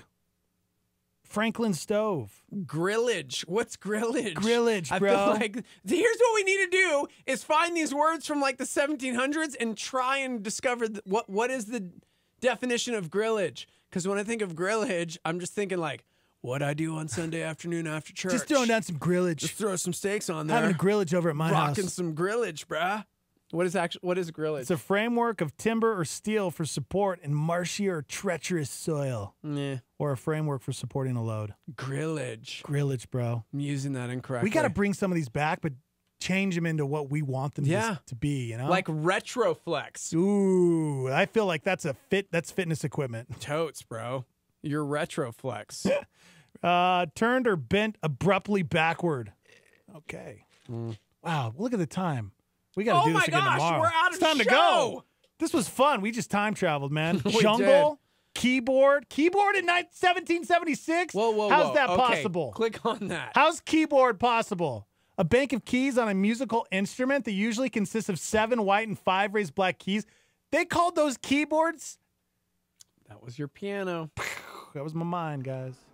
That was my mind. But also it's a board on which keys for locks are hung. So it could be an actual board with keys that are, yes, 1776. We have not used the term keyboard correctly, my friends. Yep. The word that was born the same year you were, that's a lot of fun. I saw BuzzFeed did it. If you guys want to find it. Guys, have a great day. Enjoy your Wednesday, my dudes. And tomorrow, B-Nix will be in at 7. Shock Therapy Live at 9. We had a huge show today. We'll upload YouTube Live, Facebook Live here. After we get done, you can go back and watch the show. We're on demand through the app. We're also on iTunes. Morning Invasion, live from the Dreamstyle Remodeling Star 88 Studios. Bye, guys. We'll see you tomorrow. That's all we got. There ain't no more. That's right. Time is tight. It's the end of the show. Star 88 thanks Jake Canales at Doorway Home Loans for becoming a power partner. Jake Canales at Doorway Home Loans provides VA, FHA, USDA, and conventional home loans for purchase and